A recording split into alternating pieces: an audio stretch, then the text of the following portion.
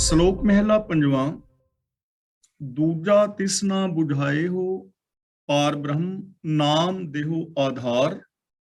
ਅਗੰਮ ਅਗੋਚਰ ਸਾਹਿਬੋ, ਸਮਰੱਥ ਸੱਚ ਦਾਤਾਰ। ਬੁਝਾਇਓ ਦਾ ਮਤਲਬ ਸਮਝ ਬਖਸ਼ਣਾ ਯਾਨੀ ਆਸਰਾ ਦੇਣਾ, ਤੇ ਆਧਾਰ ਦਾ ਮਤਲਬ ਆਸਰਾ। ਕਿ हे ਪ੍ਰਭੂ, ਜਿਸ ਨੂੰ ਤੂੰ ਆਪਣੇ ਹੁਕਮ ਦਾ ਆਸਰਾ ਦਿੰਦਾ ਹੈ, ਨਾਮ ਦਾ ਮਤਲਬ ਹੁਕਮ, ਜਿਸ ਨੂੰ ਤੂੰ ਆਪਣੇ ਹੁਕਮ ਦਾ ਆਸਰਾ ਦਿੰਦਾ ਹੈ, ਭਾਵ ਜੋ ਤੇਰੇ ਹੁਕਮ ਨੂੰ ਜੀਵਨ ਦਾ ਬੇਸ ਬਣਾਉਂਦਾ ਹੈ, ਜੋ ਤੇਰੀ ਹੁਕਮ ਰਜ਼ਾ ਦੇ ਅੰਦਰ ਤੁਰਦਾ ਹੈ। ਦੂਜਾ ਤਿਸ ਨਾ ਬੁਝਾਇਓ, ਤੂੰ ਉਸ ਨੂੰ ਕੋਈ ਹੋਰ ਆਸਰਾ ਨਹੀਂ ਸਜਾਉਂਦਾ, ਉਹਦੀ ਸਮਝ ਦੇ ਵਿੱਚ ਹੋਰ ਕੋਈ ਆਸਰਾ ਨਹੀਂ ਆਉਂਦਾ ਕਿ ਹੋਰ ਵੀ ਕੋਈ ਆਸਰਾ ਹੈ।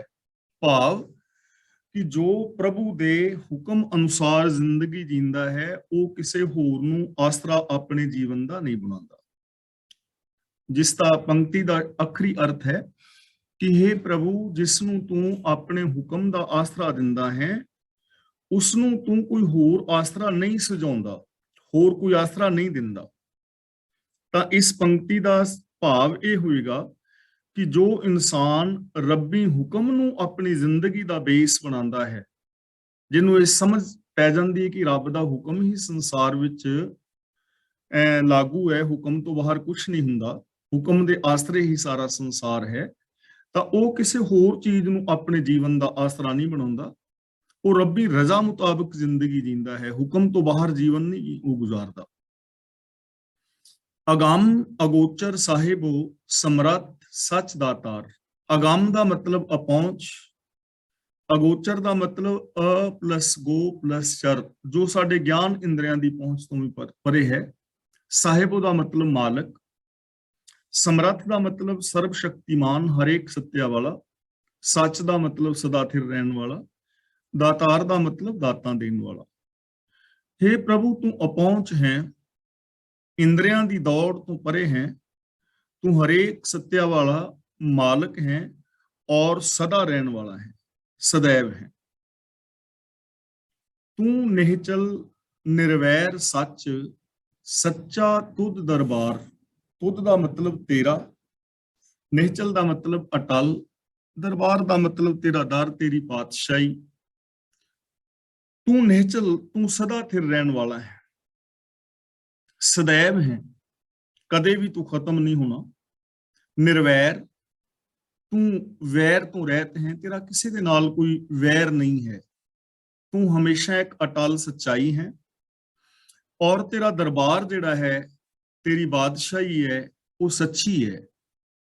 ਤਾਂ ਜਿਸ ਦਾ ਦਰਬਾਰ ਹੁੰਦਾ ਹੈ, ਉਹਦਾ ਹੁਕਮ ਚੱਲਦਾ ਹੈ, ਉਹਦਾ ਨਿਆਂ ਚੱਲਦਾ ਹੈ, ਤਾਂ ਤੇਰਾ ਨਿਆਂ ਵੀ ਸੱਚਾ ਹੈ, ਤੇਰਾ ਹੁਕਮ ਸੱਚਾ ਹੈ। ਤਾਂ ਇੱਥੋਂ ਸਾਨੂੰ ਜ਼ਿੰਦਗੀ ਜੀਣ ਵਾਸਤੇ ਮਿਲਦਾ ਹੈ ਕਿ ਰੱਬ ਨਿਹਚਲ ਹੈ, ਨਿਰਵੈਰ ਹੈ, ਤਾਂ ਅਸੀਂ ਵੀ ਉਸ ਨਿਰਵੈਰ ਔਰ ਨਿਹਚਲ ਦੀ ਸੱਚ ਦੀ ਆਰਾਧਨਾ ਕਰਨੀ ਹੈ। ਆਪਣੀ ਸੋਚ ਦੇ ਅੰਦਰ ਇਹਨਾਂ ਗੁਣਾਂ ਨੂੰ ਵਸਾਉਣਾ ਹੈ। ਨਿਰਵੈਰਤਾ ਨੂੰ ਆਪਣੇ ਜੀਵਨ ਵਿੱਚ ਵਸਾ ਲੈਣਾ ਹੀ ਰੱਬ ਨੂੰ ਵਸਾ ਲੈਣਾ, ਕਿਉਂਕਿ ਉਹ ਨਿਰਵੈਰ ਹੈ ਤੇ ਨਿਰਵੈਰਤਾ ਉਸ ਦਾ ਗੁਣ ਹੈ। ਨਿਰਵੈਰਤਾ ਅੰਦਰ ਵਸ ਗਈ ਤਾਂ ਸਮਝ ਲਓ ਤੁਹਾਡੇ ਅੰਦਰ ਨਿਰਵੈਰ ਰੱਬ ਵਸ ਗਿਆ, ਕਿਉਂਕਿ ਜਿੱਥੇ ਨਿਰਵੈਰ ਹੋਏਗਾ ਉੱਥੇ ਨਿਰਵੈਰਤਾ ਵੀ ਹੋਏਗੀ, ਉੱਥੇ ਉਹਦਾ ਗੁਣ ਵੀ ਹੋਏਗਾ। ਸੱਚ, ਅਸੀਂ ਆਪਣੀ ਜ਼ਿੰਦਗੀ ਦੇ ਅੰਦਰ ਸੱਚ ਨੂੰ ਵਸਾਉਣਾ ਹੈ। ਜੋ ਨਿਰਵੈਰ ਨੂੰ, ਸੱਚ ਨੂੰ ਪੂਜੇਗਾ, ਮੰਨੇਗਾ, ਸਿਮਰੇਗਾ, ਹੁਕਮ ਵਿੱਚ ਤੁਰੇਗਾ, ਉਹ ਆਪ ਵੀ ਸੱਚਾ ਹੋਏਗਾ। ਭਾਈ ਕਾਹਨ ਸਿੰਘ ਨਾਭਾ ਨੇ ਨਾ ਇੱਕ ਬੜਾ ਪਿਆਰਾ ਲਿਖਿਆ ਹੈ, ਨਾਸਤਕ ਦਾ ਅਰਥ। ਜਦੋਂ ਆਪ ਮਹਾਨ ਕੋਸ਼ ਪੜੋਗੇ ਨਾਸਤਕ, ਤਾਂ ਭਾਈ ਸਾਹਿਬ ਲਿਖਦੇ ਨੇ ਕਿ ਨਾਸਤਕ ਉਹ ਭਾਈ, ਉਹ ਵੀਰ, ਉਹ ਇਨਸਾਨ ਜੋ ਰੱਬ ਦੀ ਹੋਂਦ ਨੂੰ ਨਹੀਂ ਮੰਨਦੇ, ਉਹਨਾਂ ਨੂੰ ਨਾਸਤਕ ਕਹਿੰਦੇ ਨੇ, ਕਿ ਉਹ ਨਹੀਂ ਮੰਨਦੇ ਹੋਂਦ ਨੂੰ। ਨਾਲ ਉਹਨਾਂ ਨੇ ਅਗਲੀ ਬੜੀ ਵਧੀਆ ਸ਼ਬਦਾਵਲੀ ਲਿਖੀ ਹੈ ਕਿ ਜੋ ਰੱਬ ਦੀ ਹੋਂਦ ਨੂੰ ਨਹੀਂ ਮੰਨਦੇ, ਉਹ ਨਾਸਤਕ ਨੇ, ਤੇ ਜਿਹੜੇ ਰੱਬ ਨੂੰ ਮੰਨਦੇ ਹੋਏ ਉਹਦੇ ਹੁਕਮ ਦੇ ਵਿੱਚ ਨਹੀਂ ਤੁਰਦੇ, ਉਹ ਡਬਲ ਨਾਸਤਕ ਨੇ, ਉਹ ਡਬਲ ਨਾਸਤਕ। ਇਹ ਚੀਜ਼ ਸਮਝਣ ਵਾਲੀ ਹੈ। ਜਿਵੇਂ ਅਸੀਂ ਕਹਿ ਰਹੇ ਹਾਂ ਨਿਰਵੈਰ, ਅਸੀਂ ਰੱਬ ਨੂੰ ਕੀ ਕਹਿ ਰਹੇ ਹਾਂ? ਨਿਰਵੈਰ। ਪਰ ਅਸੀਂ ਨਿਰਵੈਰਤਾ ਦੇ ਗੁਣ ਨੂੰ ਫੋਲੋ ਨਹੀਂ ਕਰ ਰਹੇ। ਅਸੀਂ ਰੱਬ ਨੂੰ ਕਹਿ ਰਹੇ ਹਾਂ ਸਤਨਾਮ, ਕਿ ਰੱਬ ਦਾ ਨਾਮ ਸੱਚ ਹੈ, ਲੇਕਿਨ ਸੱਚ ਨੂੰ ਅਸੀਂ ਫੋਲੋ ਨਹੀਂ ਕਰ ਰਹੇ। ਰੱਬ ਦਿਆਲੂ ਹੈ, ਲੇਕਿਨ ਅਸੀਂ ਦਿਆਲਤਾ ਨੂੰ ਵਰਤ ਨਹੀਂ ਰਹੇ, ਤਾਂ ਅਸੀਂ ਡਬਲ ਨਾਸਤਿਕ। ਇਸ ਲਈ ਇਹਨਾਂ ਚੀਜ਼ਾਂ ਨੂੰ ਫੋਲੋ ਕਰਨ ਦੀ ਜ਼ਰੂਰਤ ਹੈ, ਤਾਂ ਬੰਦਾ ਜਿਹੜਾ ਨਾ ਰੱਬ ਵਰਗਾ ਹੋ ਕੇ ਜੀ ਸਕੇਗਾ। ਅਸੀਂ ਜਿਹੜੇ ਨਹੀਂ ਮੰਨਦੇ ਉਹਨਾਂ ਨੂੰ ਤੇ ਨਾਸਤਿਕ ਕਹਿ ਕੇ ਭੰਡਦੇ ਆ, ਲੇਕਿਨ ਆਪ ਜੋ ਮੰਨ ਰਹੇ ਆ ਉਹਦੇ ਤੇ ਅਮਲ ਨਹੀਂ ਕਰ ਰਹੇ। ਜਿਵੇਂ ਅਸੀਂ ਮੂਲ ਮੰਤਰ ਦਾ ਪਾਠ ਹੀ ਲੈ ਲਈਏ, ਤਾਂ ਮੂਲ ਮੰਤਰ ਦਾ ਪਾਠ ਕਰੀਬ ਸਿੱਖ ਜਗਤ ਵਿੱਚ ਹਰ ਇਨਸਾਨ ਕਰ ਰਿਹਾ ਹੈ। ਤਾਂ ਜਿਹੜੇ ਮੂਲ ਮੰਤਰ ਦੇ ਵਿੱਚ ਗੁਣ ਨੇ ਉਹਨਾਂ ਨੂੰ ਇੰਪਲੀਮੈਂਟ ਤਾਂ ਕਰਨਾ ਚਾਹੀਦਾ ਨਾ। ਉਹ ਤਾਂ ਫਰਜ਼ ਬਣਦਾ ਹੈ ਨਾ ਮੰਨਣ ਵਾਲੇ ਦਾ ਕਿ ਰੱਬ ਮੇਰਾ ਐਸਾ ਹੈ, ਤਾਂ ਉਹਨੂੰ ਇੰਪਲੀਮੈਂਟ ਕਰਨਾ ਚਾਹੀਦਾ ਹੈ। ਜੇ ਉਹ ਜਾਣਦਾ ਹੋਇਆ ਵੀ ਇੰਪਲੀਮੈਂਟ ਨਹੀਂ ਕਰਦਾ ਤਾਂ ਡਬਲ ਨਾਸਤਿਕ। ਤਾਂ हे ਪ੍ਰਭੂ ਤੂੰ ਨਿਚਲ ਹੈ, ਨਿਰਵੈਰ ਹੈ, ਸੱਚਾ ਤੂੰ ਦਰਬਾਰ, ਤੇਰਾ ਦਰਬਾਰ ਸੱਚਾ ਹੈ, ਤੇਰਾ ਨਿਆਂ ਸੱਚਾ ਹੈ, ਤੇਰਾ ਹੁਕਮ ਸੱਚਾ ਹੈ। ਤਾਂ ਜੇ ਇਨਸਾਨ ਇਹਨਾਂ ਚੀਜ਼ਾਂ ਨੂੰ ਮੰਨੇ ਤਾਂ ਇਸ ਦੁਨੀਆ ਦੇ ਅੰਦਰ ਜੋ ਨਿਆਂ ਪ੍ਰਣਾਲੀ ਦੇ ਅੰਦਰ ਦੋਸ਼ ਨੇ ਉਹਨਾਂ ਨੂੰ ਦੂਰ ਕੀਤਾ ਜਾ ਸਕਦਾ ਹੈ, ਉਹਨਾਂ ਨੂੰ ਸੱਚ ਦੇ ਬੇਸ ਦੇ ਉੱਤੇ ਬਣਾਇਆ ਜਾ ਸਕਦਾ ਹੈ। ਫਿਰ ਹਰ ਇਨਸਾਨ ਦੂਜੇ ਇਨਸਾਨ ਦੇ ਨਾਲ ਨਿਆਂ ਕਰੇਗਾ, ਫਿਰ ਬੇਇਨਸਾਫੀ ਨਹੀਂ ਕਰੇਗਾ। ਜਦੋਂ ਸੱਚਾ ਨਿਆਂ ਹੈ, ਨਿਆਂਕਾਰ ਮੇਰੇ ਅੰਦਰ ਵਸੇਗਾ, ਤਾਂ ਮੈਂ ਆਪਣੇ ਆਪ ਨਾਲ ਵੀ ਨਿਆਂ ਕਰਾਂਗਾ। ਸਭ ਤੋਂ ਪਹਿਲਾਂ ਤਾਂ ਕਿ ਕੀ ਮੈਂ ਅੰਦਰੋਂ ਬਾਹਰੋਂ ਇੱਕ ਹਾਂ ਕਿ ਨਹੀਂ ਹਾਂ। ਜੇ ਮੈਂ ਅੰਦਰੋਂ ਹੋਰ ਤੇ ਬਾਹਰੋਂ ਕੁਝ ਹੋਰ ਆ ਤਾਂ ਮੈਂ ਬੇਨਿਆਈ ਕਰ ਰਿਹਾ ਨਾ ਆਪਣੇ ਆਪ ਨਾਲ ਵੀ, ਤੇ ਜੋ ਦੂਜਾ ਸਾਹਮਣੇ ਵਾਲਾ ਬੰਦਾ ਹੈ ਉਹਦੇ ਨਾਲ ਵੀ ਮੈਂ ਬੇਨਿਆਈ ਕਰ ਰਿਹਾ। ਵਿਖਾ ਮੈਂ ਕੁਝ ਹੋਰ ਰਿਹਾ, ਹੈ ਮੈਂ ਕੁਝ ਹੋਰ ਆ, ਤਾਂ ਬੇਨਿਆਈ ਹੋ ਗਈ ਨਾ। ਤਾਂ ਇਸ ਤਰ੍ਹਾਂ ਬੰਦਾ ਨਿਆਂ ਕਰੇਗਾ ਕਿਉਂਕਿ ਨਿਆਂਕਾਰ ਅੰਦਰ ਬੈਠਾ ਨਾ। ਤੇ ਜੇ ਬੰਦਾ ਇਹਨਾਂ ਚੀਜ਼ਾਂ ਨੂੰ ਫੋਲੋ ਕਰ ਲਵੇ ਤਾਂ ਕਿੰਨਾ ਮਹਾਨ ਇਨਸਾਨ ਹੋ ਸਕਦਾ ਹੈ। ਕੀਮਤ ਕਹਿਣ ਨਾ ਜਾਈਏ, ਅੰਤ ਨਾ ਪਾਰਾਵਾਰ। ਤੇਰਾ ਅੰਤ ਨਹੀਂ ਪੈ ਸਕਦਾ, ਤੇਰਾ ਹੱਦ ਬੰਨਾ ਨਹੀਂ ਲੱਭ ਸਕਦਾ, ਔਰ ਤੇਰੀ ਕੀਮਤ ਨਹੀਂ ਪਾਈ ਜਾ ਸਕਦੀ। ਭਾਵ ਤੇਰੀ ਕੀਮਤ ਨਹੀਂ ਪਾਈ ਜਾ ਸਕਦੀ, ਕਿਸੇ ਕੀਮਤ ਦੇ ਨਾਲ ਰੱਬੀ ਗੁਣਾਂ ਨੂੰ ਖਰੀਦਿਆ ਨਹੀਂ ਜਾ ਸਕਦਾ। ਔਰ ਪ੍ਰਭੂ ਦੇ ਜੋ ਗੁਣ ਨੇ, ਉਹਦਾ ਸੰਸਾਰ ਹੈ, ਰਚਨਾ ਨੇ, ਦਾਤਾਂ ਨੇ, ਉਹਨਾਂ ਦਾ ਅੰਤ ਨਹੀਂ ਪਾਇਆ ਜਾ ਸਕਦਾ। ਤਾਂ ਇਟ ਮੀਨਸ ਕਿ ਸਾਡੇ ਅੰਦਰ ਅਸੀਮ ਅਨੰਤ ਸੰਭਾਵਨਾਵਾਂ ਨੇ, ਸਾਡੇ ਅੰਦਰ ਅਸੀਮ ਸੰਭਾਵਨਾਵਾਂ ਨੇ ਚੰਗੇ ਹੋਣ ਦੀਆਂ, ਮਹਾਨ ਹੋਣ ਦੀਆਂ। ਸਾਡੇ ਅੰਦਰ ਅਸੀਮ ਗੁਣਾਂ ਦੇ ਸਾਗਰ ਨੇ, ਕਿਉਂਕਿ ਰੱਬ ਅੰਦਰ ਬੈਠਾ ਨਾ ਸਾਰਿਆਂ ਦੇ ਅੰਦਰ। ਤਾਂ ਸਾਡੇ ਅੰਦਰ ਅਸੀਮ ਗੁਣਾਂ ਦੇ ਸੰਭਾਵਨਾਵਾਂ ਨੇ, ਅਸੀਂ ਉਹਨਾਂ ਨੂੰ ਪ੍ਰਗਟ ਕਰ ਸਕਦੇ ਹਾਂ। ਹੁਣ ਜਿਵੇਂ ਪਹਿਲਾਂ ਵੀ ਹਰ ਰੋਜ਼ ਵਿਚਾਰ ਅਸੀਂ ਕਰ ਹੀ ਰਹੇ ਹਾਂ ਕਰੀਬ ਕਿ ਸੱਚ ਹੈ, ਪਿਆਰ ਮੁਹੱਬਤ ਹੈ, ਤਾਂ ਕਿੰਨਾ ਕੁ ਤੁਸੀਂ ਕਰ ਸਕਦੇ ਹੋ ਪਿਆਰ, ਤੇ ਇੰਨਾ ਕੁ ਪਿਆਰ ਕਰਨ ਤੋਂ ਬਾਅਦ ਸਾਡਾ ਪਿਆਰ ਮੁੱਕ ਜਾਏਗਾ। ਅਸੀਮ ਜਿੰਨਾ ਮਰਜ਼ੀ ਕਰੋ ਵਧੇਗਾ, ਸੱਚ ਜਿੰਨਾ ਮਰਜ਼ੀ ਬੋਲੋ ਵਧੇਗਾ, ਘਟੇਗਾ ਨਹੀਂ। ਆਪਣੇ ਗੁਣਾਂ ਵਿੱਚ ਜਿੰਨਾ ਮਰਜ਼ੀ ਵਿਕਾਸ ਕਰੋ, ਆਪਣੇ ਸੁਭਾਅ ਨੂੰ ਜਿੰਨਾ ਮਰਜ਼ੀ ਚੰਗਾ ਬਣਾਓ, ਜਿੰਨੀਆਂ ਮਰਜ਼ੀ ਖੁਸ਼ੀਆਂ ਮਾਣੋ, ਆਨੰਦ ਮਾਣੋ, ਕਿਉਂਕਿ ਤੇਰਾ ਕੋਈ ਕੀਮਤ ਨਹੀਂ ਹੈ ਔਰ ਤੂੰ ਪਾਰ ਤੋਂ ਰਹਿਤ ਹੈ। ਤੇ ਦੂਜੀ ਗੱਲ ਇਹ ਹੈ ਕਿ ਜਿਹੜੀਆਂ ਖੁਸ਼ੀਆਂ ਨੇ ਇਹ ਵੀ ਕੀਮਤ ਤੋਂ ਬਿਨਾਂ ਮਿਲਦੀਆਂ ਨੇ, ਇਹਨਾਂ ਦੀ ਕੀਮਤ ਨਹੀਂ ਤਾਰਨੀ ਪੈਂਦੀ, ਫ੍ਰੀ ਨੇ ਨਾ। ਸੱਚ ਬੋਲਣਾ, ਪਿਆਰ ਕਰਨਾ, ਪੋਜ਼ਿਟਿਵ ਰਹਿਣਾ, ਸਕਾਰਾਤਮਕ ਰਹਿਣਾ, ਫ੍ਰੀ ਤੇ ਹੈ ਸਾਰਾ ਕੁਝ, ਕਿਸੇ ਕੀਮਤ ਨਾਲ ਨਹੀਂ ਮਿਲਦੀਆਂ, ਅਨੰਤ ਨੇ। ਪ੍ਰਭ ਛੋੜ ਹੋਰ ਜੇ ਮੰਗਣਾ, ਸਭ ਵਿਖਿਆ ਰਸ ਛਾਰ। ਵਿਖਿਆ ਦਾ ਮਤਲਬ ਜ਼ਹਿਰ, ਰਸ ਦਾ ਮਤਲਬ ਚਸਕੇ, ਛਾਰ ਦਾ ਮਤਲਬ ਸਵਾਹ। ਪ੍ਰਭ ਛੋੜ ਦਾ ਮਤਲਬ ਰੱਬ ਨੂੰ ਛੱਡ ਕੇ, ਹੋਰ ਜੇ ਮੰਗਣਾ ਦਾ ਮਤਲਬ ਹੋਰ ਚੀਜ਼ਾਂ ਦੀ ਚਾਹਤ ਰੱਖਣੀ, ਯਾਨੀ ਰੱਬੀ ਗੁਣਾਂ ਨੂੰ ਛੱਡ ਕੇ ਤੇ ਹੋਰ ਜਿਹੜੇ ਵਿਕਾਰਾਂ ਦੀ ਆਸ ਰੱਖਣੀ ਹੈ। ਉਹ ਸਾਰੇ ਜਿਹੜੇ ਵਿਕਾਰ ਨੇ, ਵਿਕਾਰਾਂ ਦੇ ਰਸ ਨੇ, ਉਹ ਸਭ ਜ਼ਹਿਰ ਬਰਾਬਰ ਨੇ, ਆਤਮਿਕ ਮੌਤ ਲਿਆਉਣ ਵਾਲੇ ਨੇ। ਜਿਵੇਂ ਜ਼ਹਿਰ ਖਾਣ ਦੇ ਨਾਲ ਸਰੀਰ ਮਰ ਜਾਂਦਾ ਨਾ, ਐਵੇਂ ਕੁਝ ਕਰਮ ਐਸੇ ਨੇ, ਉਹ ਕਰਮ ਕਰਨ ਦੇ ਨਾਲ ਜ਼ਮੀਰ ਵੀ ਮਰ ਜਾਂਦੀ, ਇਨਸਾਨੀਅਤ ਮਰ ਜਾਂਦੀ ਹੈ। ਉਹ ਸਾਰੇ ਸਵਾਹ ਸਮਾਨ ਨੇ, ਬੇਕਾਰ ਨੇ, ਵਿਅਰਥ ਨੇ, ਜ਼ਹਿਰੀਲੇ ਨੇ, ਸਵਾਹ ਨੇ।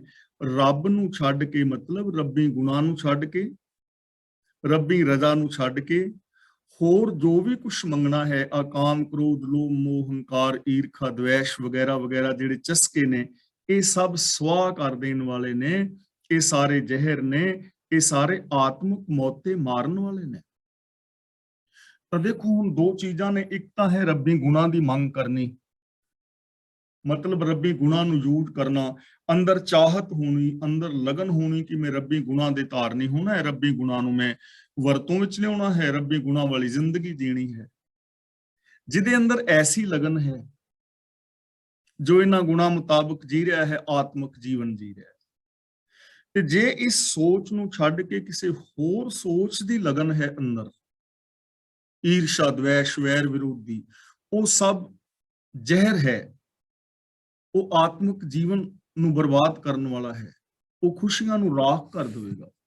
ਤੇ ਜਦੋਂ ਇਸ ਚੀਜ਼ ਨੂੰ ਸਮਝ ਕੇ ਇਹ ਦੁਨੀਆ ਵੱਲ ਵੇਖੋਗੇ ਤਾਂ ਸਮਝ ਆ ਜਾਏਗੀ ਕਿ ਵਾਸਤਵ ਦੇ ਅੰਦਰ ਇਨਸਾਨ ਖੁਸ਼ ਕਿਉਂ ਨਹੀਂ, ਇਨਸਾਨ ਦੀਆਂ ਖੁਸ਼ੀਆਂ ਰਾਖ ਕਿਉਂ ਹੋ ਗਈਆਂ ਨੇ, ਸਾਰਾ ਕੁਝ ਹੁੰਦਿਆਂ ਹੋਇਆਂ, ਕਿਉਂਕਿ ਉਹ ਰੱਬੀ ਗੁਣਾਂ ਨੂੰ ਛੱਡ ਕੇ ਕਿਸੇ ਹੋਰ ਚੀਜ਼ ਦੀ ਚਾਹਤ ਰੱਖ ਰਿਹਾ ਹੈ। ਸੇ ਸੁਖੀਏ ਸੱਚ ਸ਼ਾਹ ਸੇ ਜਿਨ ਸੱਚਾ ਵਿਵਹਾਰ। ਸੇ ਸੁਖੀਏ ਦਾ ਮਤਲਬ ਅਸਲ ਵਿੱਚ ਉਹੀ ਬੰਦੇ ਸੁਖੀ ਨੇ, ਸੱਚ ਸ਼ਾਹ ਸੇ ਉਹੀ ਸੱਚੇ ਸ਼ਾਹੂਕਾਰ ਨੇ, ਸੱਚੇ ਵਪਾਰੀ ਨੇ, ਮਹਾਨ ਨੇ। ਕੌਣ? ਜਿਨ ਸੱਚਾ ਵਿਵਹਾਰ, ਵਿਵਹਾਰ ਦਾ ਮਤਲਬ ਵਰਤੋਂ, ਲੈਣ ਦੇਣ, ਬਿਹੇਵੀਅਰ, ਜਿਨ੍ਹਾਂ ਦਾ ਬਿਹੇਵੀਅਰ ਚੰਗਾ ਹੈ। ਅਸਲੀ ਸੱਚੇ ਇਨਸਾਨ ਉਹ ਨੇ, ਉਹਨਾਂ ਨੂੰ ਅਸੀਂ ਇਨਸਾਨ ਕਹਿ ਸਕਦੇ ਹਾਂ। ਉਹ ਸੱਚੇ ਵਪਾਰੀ ਨੇ ਇਸ ਜਗਤ ਦੇ, ਜਿਨ੍ਹਾਂ ਦਾ ਬਿਹੇਵੀਅਰ ਸੱਚਾ ਹੈ, ਉਹ ਇਨਸਾਨ ਸੱਚੇ ਨੇ, ਉਹ ਇਨਸਾਨ ਸੁਖੀ ਨੇ।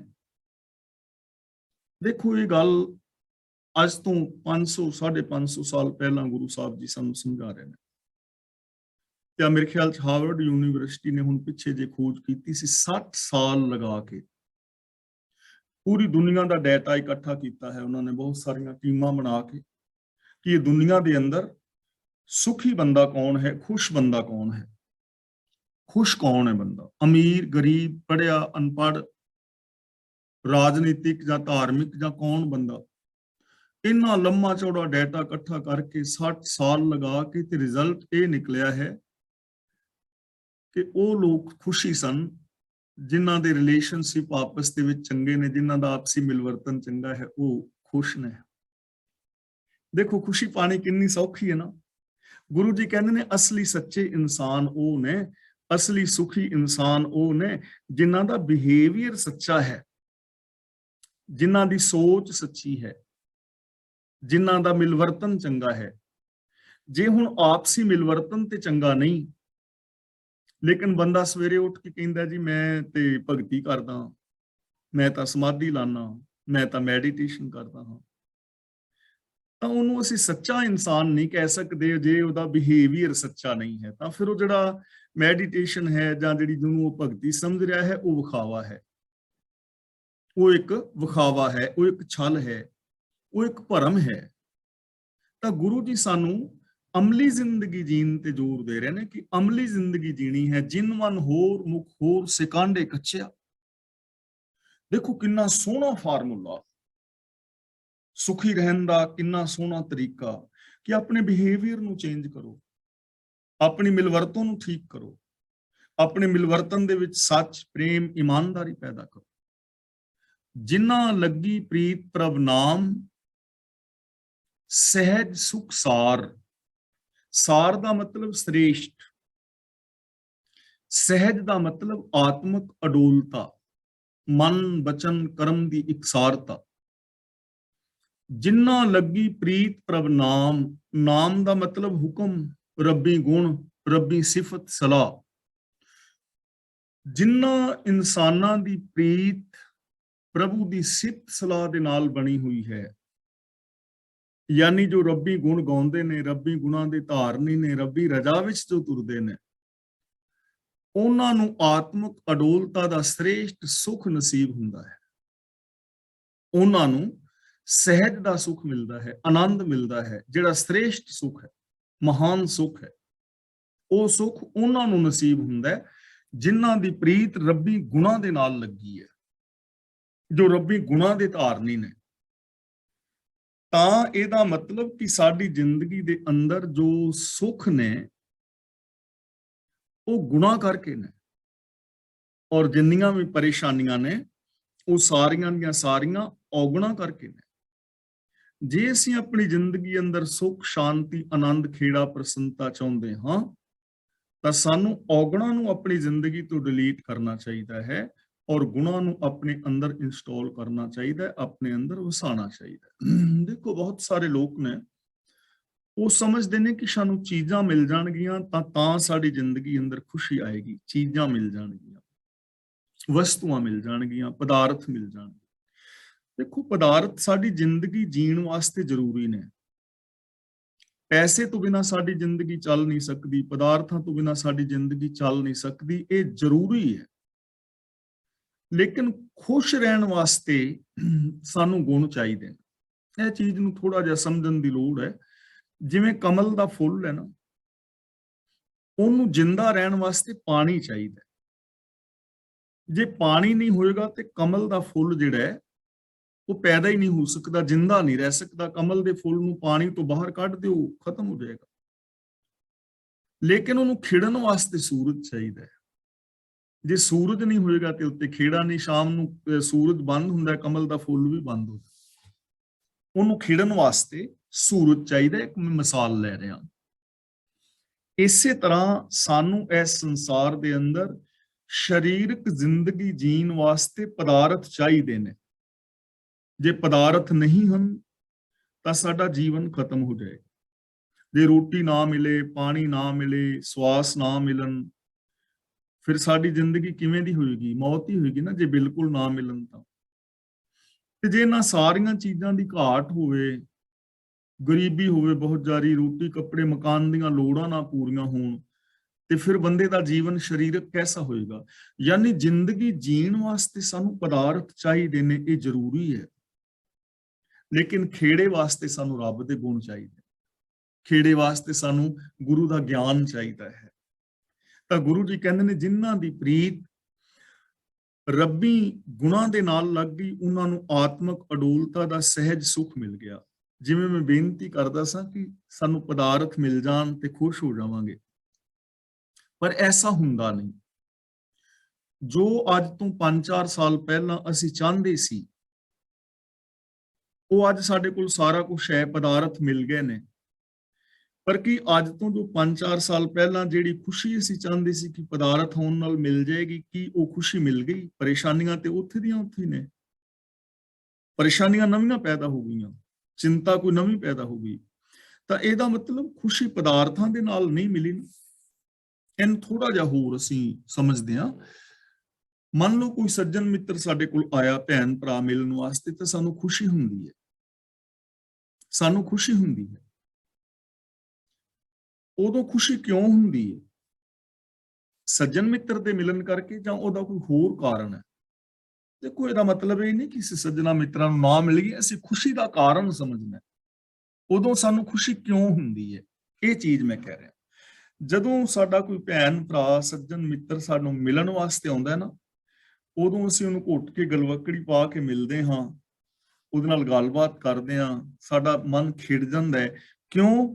ਕਿਉਂਕਿ ਉਦੋਂ ਸਾਡੇ ਮਨ ਵਿੱਚ ਹੋਰ ਵਾਧੂ ਦੇ ਵਿਚਾਰ ਨਹੀਂ ਹੁੰਦੇ, ਸਿਰਫ ਉਹ ਬੰਦਾ ਸਾਨੂੰ ਦਿਸ ਰਿਹਾ ਹੁੰਦਾ। ਸਾਡਾ ਸਾਰਾ ਧਿਆਨ ਉਹਦੇ ਨਾਲ ਗੱਲਾਂ ਕਰਨ ਤੇ ਹੁੰਦਾ, ਇਹਨਾਂ ਥਾਂ ਦੇ ਉੱਤੇ ਟਿਕਿਆ ਹੁੰਦਾ ਧਿਆਨ।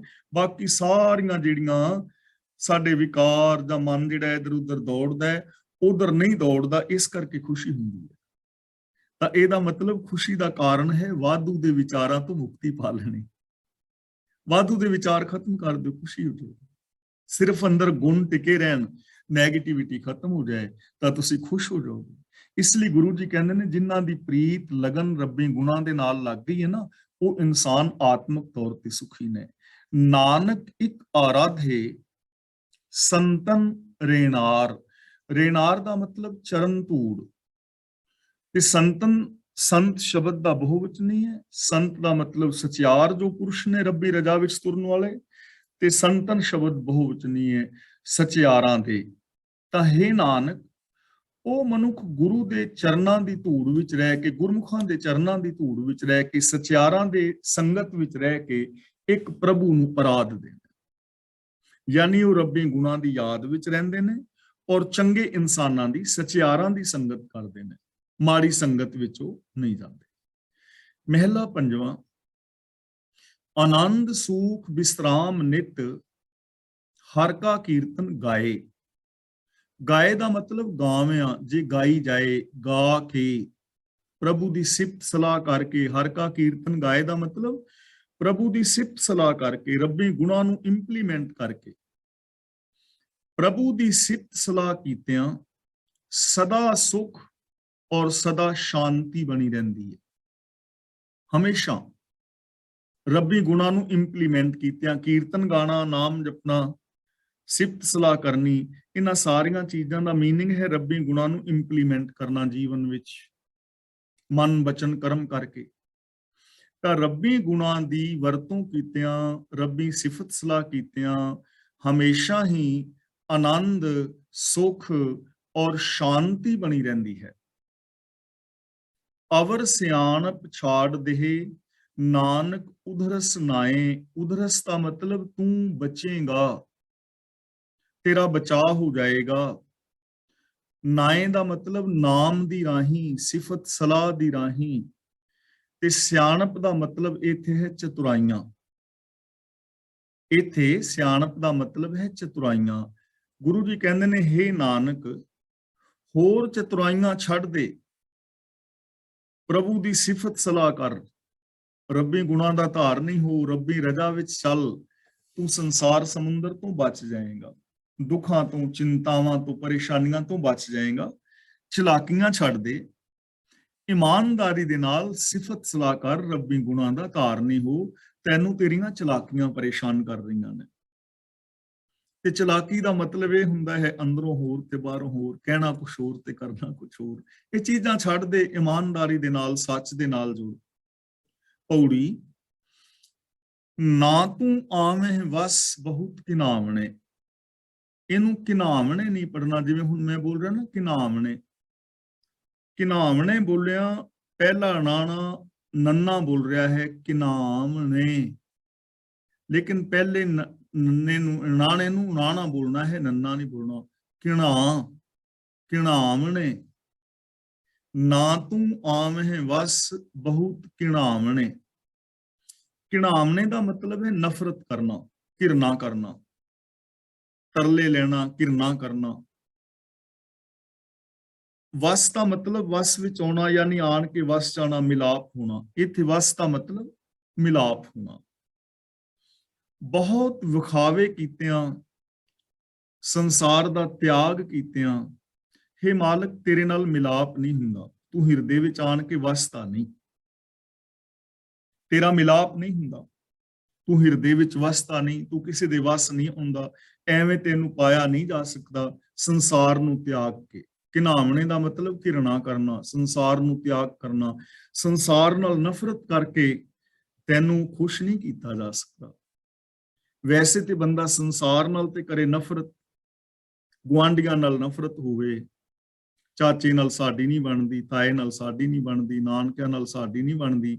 ਵੈਸੇ ਅਸੀਂ ਧਰਮੀ ਆ, ਸਵੇਰੇ ਅਸੀਂ ਉੱਠ ਕੇ ਨਾਮ ਜਪਦੇ ਹਾਂ, ਭਗਤੀ ਕਰਦੇ ਹਾਂ, ਘੰਟਾ ਡੇਢ ਘੰਟਾ ਅਸੀਂ ਸਮਾਧੀ ਲਾਉਂਦੇ ਹਾਂ, ਪਰ ਗੁਆਂਢੀਆਂ ਨਾਲ ਸਾਡੀ ਬਣਦੀ ਨਹੀਂ। ਤਾਂ ਗੁਰੂ ਜੀ ਕਹਿੰਦੇ ਨੇ, ਐਵੇਂ ਸੰਸਾਰ ਨਾਲ ਨਫ਼ਰਤ ਕੀਤਿਆਂ ਰੱਬ ਖੁਸ਼ ਨਹੀਂ ਹੁੰਦਾ। ਗ੍ਰਸਤੀਆਂ ਨਾਲ ਸਾਡੀ ਨਹੀਂ ਬਣਦੀ, ਗ੍ਰਸਤ ਨਾਲ ਸਾਡਾ ਤਾਲਮੇਲ ਨਹੀਂ ਹੈ। ਇਹ ਸੰਸਾਰ ਸਾਨੂੰ ਚੰਗਾ ਨਹੀਂ ਲੱਗਦਾ, ਇਸ ਕਰਕੇ ਅਸੀਂ ਬਾਬੇ ਹੋ ਗਏ ਆ, ਸੰਸਾਰ ਨੂੰ ਛੱਡ ਦਿੱਤਾ ਹੈ। ਤੇ ਗੁਰੂ ਜੀ ਕਹਿੰਦੇ ਨੇ, ਪਿਆਰਿਓ, ਐਵੇਂ ਸੰਸਾਰ ਨਾਲ ਘਿਰਨਾ ਕੀਤਿਆਂ, ਨਫ਼ਰਤ ਕੀਤਿਆਂ ਰੱਬ ਵਸ ਵਿੱਚ ਨਹੀਂ ਹੁੰਦਾ, ਰੱਬ ਨਹੀਂ ਮਿਲਦਾ। ਨਾ ਤੂੰ ਆਵੇਂ ਵਸ ਵੇਦ ਪੜਾਵਣੇ। ਵੇਦ ਪੜਾਉਣ ਨਾਲ, ਧਰਮ ਗ੍ਰੰਥਾਂ ਦਾ ਪਾਠ ਕਰਾਉਣ ਦੇ ਨਾਲ, ਵੇਦਾਂ ਸ਼ਾਸਤਰਾਂ ਦਾ, ਹੇ ਪ੍ਰਭੂ, ਤੂੰ ਵਸ ਵਿੱਚ ਨਹੀਂ ਆਉਂਦਾ। ਅਸੀਂ ਹਰ ਧਰਮ ਵਰਗ ਆਪੋ ਆਪਣੇ ਧਰਮ ਗ੍ਰੰਥਾਂ ਦੇ ਪਾਠ ਕਰਾਉਂਦੇ ਨੇ ਨਾ, ਲੋਕ ਪਾਠ ਕਰਾਉਂਦੇ ਨੇ, ਸੁਣਦੇ ਨੇ। ਪਾਠ ਕਰਨਾ ਚਾਹੀਦਾ, ਸੁਣਨਾ ਚਾਹੀਦਾ, ਲੇਕਿਨ ਅਮਲ ਨਹੀਂ, ਅਮਲ ਨਹੀਂ ਹੈ। ਤਾਂ ਫਿਰ ਅਮਲ ਨਾ ਕੀਤਿਆਂ, ਤਾਂ ਗੁਰੂ ਜੀ ਕਹਿੰਦੇ ਨੇ, ਵੇਦ ਸ਼ਾਸਤਰ ਪੜ੍ਹਾਉਣ ਦੇ ਨਾਲ ਵੀ ਤੂੰ ਵਸ ਵਿੱਚ ਥੋੜਾ ਹੁੰਦਾ, ਤੇਰਾ ਮਿਲਾਪ ਥੋੜਾ ਹੁੰਦਾ। ਜੇ ਤੇ ਐਵੇਂ ਮਿਲਾਪ ਹੁੰਦਾ ਹੋਵੇ ਵੀ ਪਾਠ ਕਰਾ ਲਓ, ਕੋਈ ਵੀ ਧਰਮ ਹੈ ਚਾਹੇ ਉਹ, ਪਾਠ ਕਰਾ ਲਓ, ਤਾਂ ਫਿਰ ਰੱਬ ਸਾਰਿਆਂ ਨੂੰ ਮਿਲ ਜਾਣਾ ਚਾਹੀਦਾ। ਪਾਠ ਤੇ ਅਸੀਂ ਵੀ ਕਰਾਉਂਦੇ ਹਾਂ, ਪਾਠ ਦੂਜੇ ਧਰਮਾਂ ਦੇ ਲੋਕ ਵੀ ਕਰਾਉਂਦੇ ਨੇ, ਪਾਠ ਤਾਂ ਬਹੁਤ ਕਰਾਏ ਜਾ ਰਹੇ ਨੇ, ਧਰਮ ਗ੍ਰੰਥ ਤਾਂ ਬਹੁਤ ਪੜ੍ਹਾਏ ਜਾ ਰਹੇ ਨੇ, ਪਰ ਇਹ ਮਾਲਕ ਐਵੇਂ ਤੂੰ ਵਸ ਵਿੱਚ ਨਹੀਂ ਹੁੰਦਾ, ਐਵੇਂ ਤੇਰਾ ਮਿਲਾਪ ਨਹੀਂ ਹੁੰਦਾ। ਹਕੀਕਤ ਹੈ। ਹੁਣ ਦੇਖੋ, ਅਸੀਂ ਜੇ ਆਪਣੀ ਗੱਲ ਕਰੀਏ ਤਾਂ ਅਸੀਂ ਹੁਣ ਸਹਿਜ ਪਾਠ ਰਖਾਇਆ, ਮੈਂ ਜਾਂ ਤੁਸੀਂ ਕਿਸੇ ਨੇ ਵੀ, ਸਾਰੇ ਕਲਾਸ ਵਾਲੇ ਵੀਰ ਭੈਣਾਂ ਆਪਣੀ ਗੱਲ ਕਰੀਏ, ਮੰਨ ਲਓ ਸਾਡੇ ਵਿੱਚੋਂ ਕਿਸੇ ਨੇ ਪਾਠ ਰਖਾਇਆ, ਅਖੰਡ ਪਾਠ ਸਾਹਿਬ ਰਖਾਇਆ, ਤੇ ਪਾਠੀ ਅੰਦਰ ਕੱਲਾ ਪੜ੍ਹੀ ਜਾ ਰਿਹਾ ਹੈ, ਅਸੀਂ ਸਾਰਾ ਟੱਬਰ ਬਾਹਰ, ਧੂਪਾਂ ਨੂੰ ਅਸੀਂ ਪੂਰਾ ਗੇੜਾ ਦਿੱਤਾ ਹੈ, ਧੂਪ ਨਹੀਂ ਅਸੀਂ 48 ਘੰਟੇ ਬੁੱਝਣ ਦਿੱਤੀ। 48 ਘੰਟੇ ਬਾਅਦ ਪਾਠ ਦਾ ਭੋਗ ਪੈ ਗਿਆ, ਕਥਾ ਹੋ ਗਈ, ਕੀਰਤਨ ਹੋ ਗਿਆ, ਸਾਰਾ ਕੁਝ ਆਪਣਾ ਗੁਰੂ ਸਾਹਿਬ ਨੂੰ ਅਸੀਂ ਗੁਰਦੁਆਰਾ ਸਾਹਿਬ ਤੱਕ ਪਹੁੰਚਾਏ, ਮਹਿਮਾਨ ਆਪਣੇ ਘਰ ਚਲੇ ਗਏ, ਅਸੀਂ ਲੰਗਰ ਪਾਣੀ ਬਰਤਨ ਸੰਭਾਲ ਲਏ। ਤੇ ਹੁਣ ਜੇ ਸਾਰੇ ਟੱਬਰ ਤੋਂ ਪੁੱਛਿਆ ਜਾਏ ਵੀ ਪਿਆਰਿਓ 48 ਘੰਟਿਆਂ ਦੇ ਵਿੱਚ ਜਿਹੜੀ ਤੁਹਾਨੂੰ ਪਹਿਲਾਂ ਬਾਣੀ ਯਾਦ ਸੀ ਉਹ ਤਾਂ ਤੁਹਾਨੂੰ ਯਾਦ ਹੈ ਹੀ ਹੈ, ਇਸ 48 ਘੰਟਿਆਂ ਦੇ ਵਿੱਚ ਕੋਈ ਐਸੀ ਇੱਕ ਪੰਕਤੀ ਹੈ ਜਿਹੜੀ ਤੁਸੀਂ ਪਾਠੀ ਤੋਂ ਸੁਣ ਕੇ ਯਾਦ ਕੀਤੀ? ਸਾਰੇ ਟੱਬਰ ਤੋਂ ਕਿਸੇ ਇੱਕ ਅੱਧੇ ਪਰਿਵਾਰ ਦੇ ਜੀ ਨੇ ਕੋਈ ਇੱਕ ਅੱਧੀ ਤੁਕ ਯਾਦ ਹੈ ਤਾਂ ਇਮਾਨਦਾਰੀ ਨਾਲ ਦੱਸਿਓ, ਉੱਤਰ ਕੀ ਮਿਲੇਗਾ? ਸਿਰ ਲਾ ਕੇ ਹਾਂ ਚ ਜਾਂ ਨਾ ਚ? ਕੋਈ ਨਹੀਂ। ਤੇ ਜੇ ਸਾਰੇ ਟੱਬਰ ਤੋਂ ਪੁੱਛੀ ਕਿ 48 ਘੰਟੇ ਗੁਰੂ ਜੀ ਸਾਡੇ ਘਰ ਰਹੇ, ਤੇ ਸਾਰੇ ਟੱਬਰ ਦੇ ਵਿੱਚੋਂ ਕਿਹੜੇ ਜੀ ਨੇ ਪ੍ਰੋਮਿਸ ਕੀਤੀ ਹੈ ਕਿ ਪਾਤਸ਼ਾਹ ਜੀ ਮੈਂ ਇਹ ਪੰਕਤੀ ਸੁਣੀ ਸੀ, ਮੈਂ ਇਸ ਪੰਕਤੀ ਨੂੰ ਇੰਪਲੀਮੈਂਟ ਕਰਾਂਗਾ, ਮੈਂ ਇਹਦੇ ਮੁਤਾਬਕ ਜ਼ਿੰਦਗੀ ਜੀਵਾਂਗਾ? ਕਿੰਨੇ ਜੀਆਂ ਨੇ? ਹਾਂ ਜਾਂ ਨਾ? ਨਾ। ਤਾਂ ਫਿਰ ਐਵੇਂ ਰੱਬ ਥੋੜਾ ਮਿਲਦਾ ਹੈ। ਗੱਲ ਤਾਂ ਇੰਪਲੀਮੈਂਟ ਕਰਨ ਦੀ ਹੈ ਨਾ ਤੂੰ ਆਵੇਂ ਵਸ ਵੇਦ ਪੜਾਉਣੇ, ਵੇਦ ਸ਼ਾਸਤਰ ਪੜਾਉਣ ਦੇ ਨਾਲ ਤੂੰ ਵਸ ਵਿੱਚ ਨਹੀਂ ਹੁੰਦਾ, ਤੇਰਾ ਮਿਲਾਪ ਨਹੀਂ ਹੁੰਦਾ। ਨਾ ਤੂੰ ਆਵੇਂ ਵਸ ਤੀਰਥ ਨਹਾਈ ਹੈ, ਤੀਰਥ ਦੇ ਥੱਥੇ ਨਾਲ ਸਿਹਾਰੀ ਹੈ, ਤੀਰਥ ਤੇ ਤੀਰਥਾਂ ਤੇ ਇਸ਼ਨਾਨ ਕਰਨ ਨਾਲ ਵੀ ਕਿਸੇ ਜੀਵ ਦੇ ਵਸ ਵਿੱਚ ਤੂੰ ਨਹੀਂ ਆਉਂਦਾ, ਪਕੜ ਵਿੱਚ ਨਹੀਂ ਆਉਂਦਾ ਕਿ ਤੂੰ ਪਕੜ ਵਿੱਚ ਆ ਜਾਏ, ਤੈਨੂੰ ਕੋਈ ਪਾ ਲਵੇ। ਤੀਰਥਾਂ ਤੇ ਨਾ ਐਵੇਂ ਤੂੰ ਖੁਸ਼ ਨਹੀਂ ਹੁੰਦਾ, ਐਵੇਂ ਤੇਰਾ ਮਿਲਾਪ ਨਹੀਂ ਹੁੰਦਾ। ਜੇ ਐਵੇਂ ਹੁੰਦਾ ਦੇਖੋ, ਸਾਨੂੰ ਇਹ ਚੀਜ਼ਾਂ ਵਿਚਾਰ ਲੈਣੀਆਂ ਚਾਹੀਦੀਆਂ ਨੇ। ਜੇ ਐਵੇਂ ਹੁੰਦਾ ਤਾਂ ਇੰਡੀਆ ਦੇ ਬਹੁ ਗਿਣਤੀ ਲੋਕ ਰੱਬ ਦੇ ਨਾਲ ਮਿਲੇ ਹੋਣੇ ਸੀ, ਕਿਉਂਕਿ ਜਿੰਨਾ ਇੰਡੀਆ ਵਿੱਚ ਇਸ਼ਨਾਨ ਕੀਤਾ ਜਾਂਦਾ ਇਹਨਾਂ ਕਿਤੇ ਨਹੀਂ ਕੀਤਾ ਜਾਂਦਾ। ਇੰਡੀਆ ਨੂੰ ਅਸੀਂ ਇਸ਼ਨਾਨ ਪ੍ਰਧਾਨ ਦੇਸ਼ ਕਹਿ ਸਕਦੇ ਹਾਂ। ਸਾਰੇ ਲੋਕ ਸਵੇਰੇ ਉੱਠ ਕੇ ਨਹਾਉਂਦੇ ਨੇ, ਔਰ ਤੀਰਥਾਂ ਤੇ ਜਿੰਨੀ ਇੰਡੀਆ ਵਿੱਚ ਭੀੜ ਹੈ ਇੰਨੀ ਸ਼ਾਇਦ ਹੋਰ ਕਿਤੇ ਨਾ ਹੋਵੇ। ਹਰ ਬੰਦਾ ਆਪੋ ਆਪਣੇ ਤੀਰਥਾਂ ਤੇ ਜਾ ਰਿਹਾ ਹੈ। ਜੇ ਮੁਸਲਮਾਨ ਵੀਰਾਂ ਦੀ ਗੱਲ ਕਰੀਏ, ਉਹ ਮੱਕੇ ਕਾਬੇ ਜਾਂਦੇ ਨੇ, ਅਸੀਂ ਦਰਬਾਰ ਸਾਹਿਬ ਜਾਂਦੇ ਹਾਂ, ਹਿੰਦੂ ਵੀਰ ਗੰਗਾ ਤੇ ਜਾਂਦੇ ਨੇ, ਈਸਾਈਆਂ ਦਾ ਆਪਣੀ ਕੋਈ ਜਗ੍ਹਾ ਹੋ ਸਕਦੀ ਹੈ ਜਿਸ ਬਾਰੇ ਮੈਨੂੰ ਪਤਾ ਨਹੀਂ, ਬੋਧੀਆਂ ਦੀ ਆਪਣੀ ਜਗ੍ਹਾ ਹੈ, ਜੈਨੀਆਂ ਦਾ ਆਪਣਾ ਕੋਈ ਥਾਂ ਹੈ, ਹਰ ਬੰਦਾ ਜਾ ਰਿਹਾ ਨਾ। ਤਾਂ ਇਹਦਾ ਮਤਲਬ ਕਿ ਜੇਕਰ ਤੀਰਥਾਂ ਤੇ ਇਸ਼ਨਾਨ ਕਰਨ ਦੇ ਨਾਲ ਰੱਬ ਮਿਲਦਾ ਹੁੰਦਾ, ਜਾਂ ਇਨਸਾਨੀਅਤ ਪੈਦਾ ਹੁੰਦੀ ਜਾਂ ਅੰਦਰ ਦੀ ਮੈਲ ਖਤਮ ਹੁੰਦੀ ਤਾਂ ਇੰਡੀਆ ਸਭ ਤੋਂ ਇਮਾਨਦਾਰ ਦੇਸ਼ ਚਾਹੀਦਾ ਸੀ।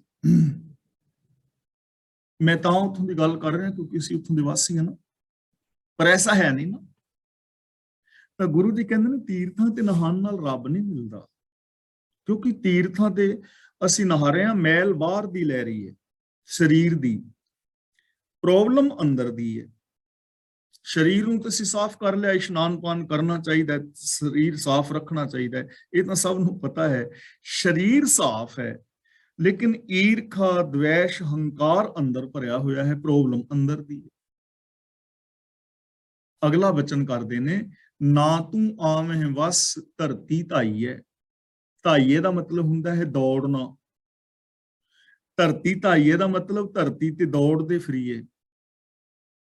ਕਈ ਸਾਧੂ ਨੇ, ਉਹਨਾਂ ਦਾ ਇਹ ਮਨੌਤ ਹੁੰਦੀ ਹੈ ਕਿ ਜੇ ਧਰਤੀ ਸਾਰੀ ਦਾ ਚੱਕਰ ਲਾ ਲਿਆ ਜਾਏ ਤੇ ਰੱਬ ਮਿਲ ਜਾਂਦਾ।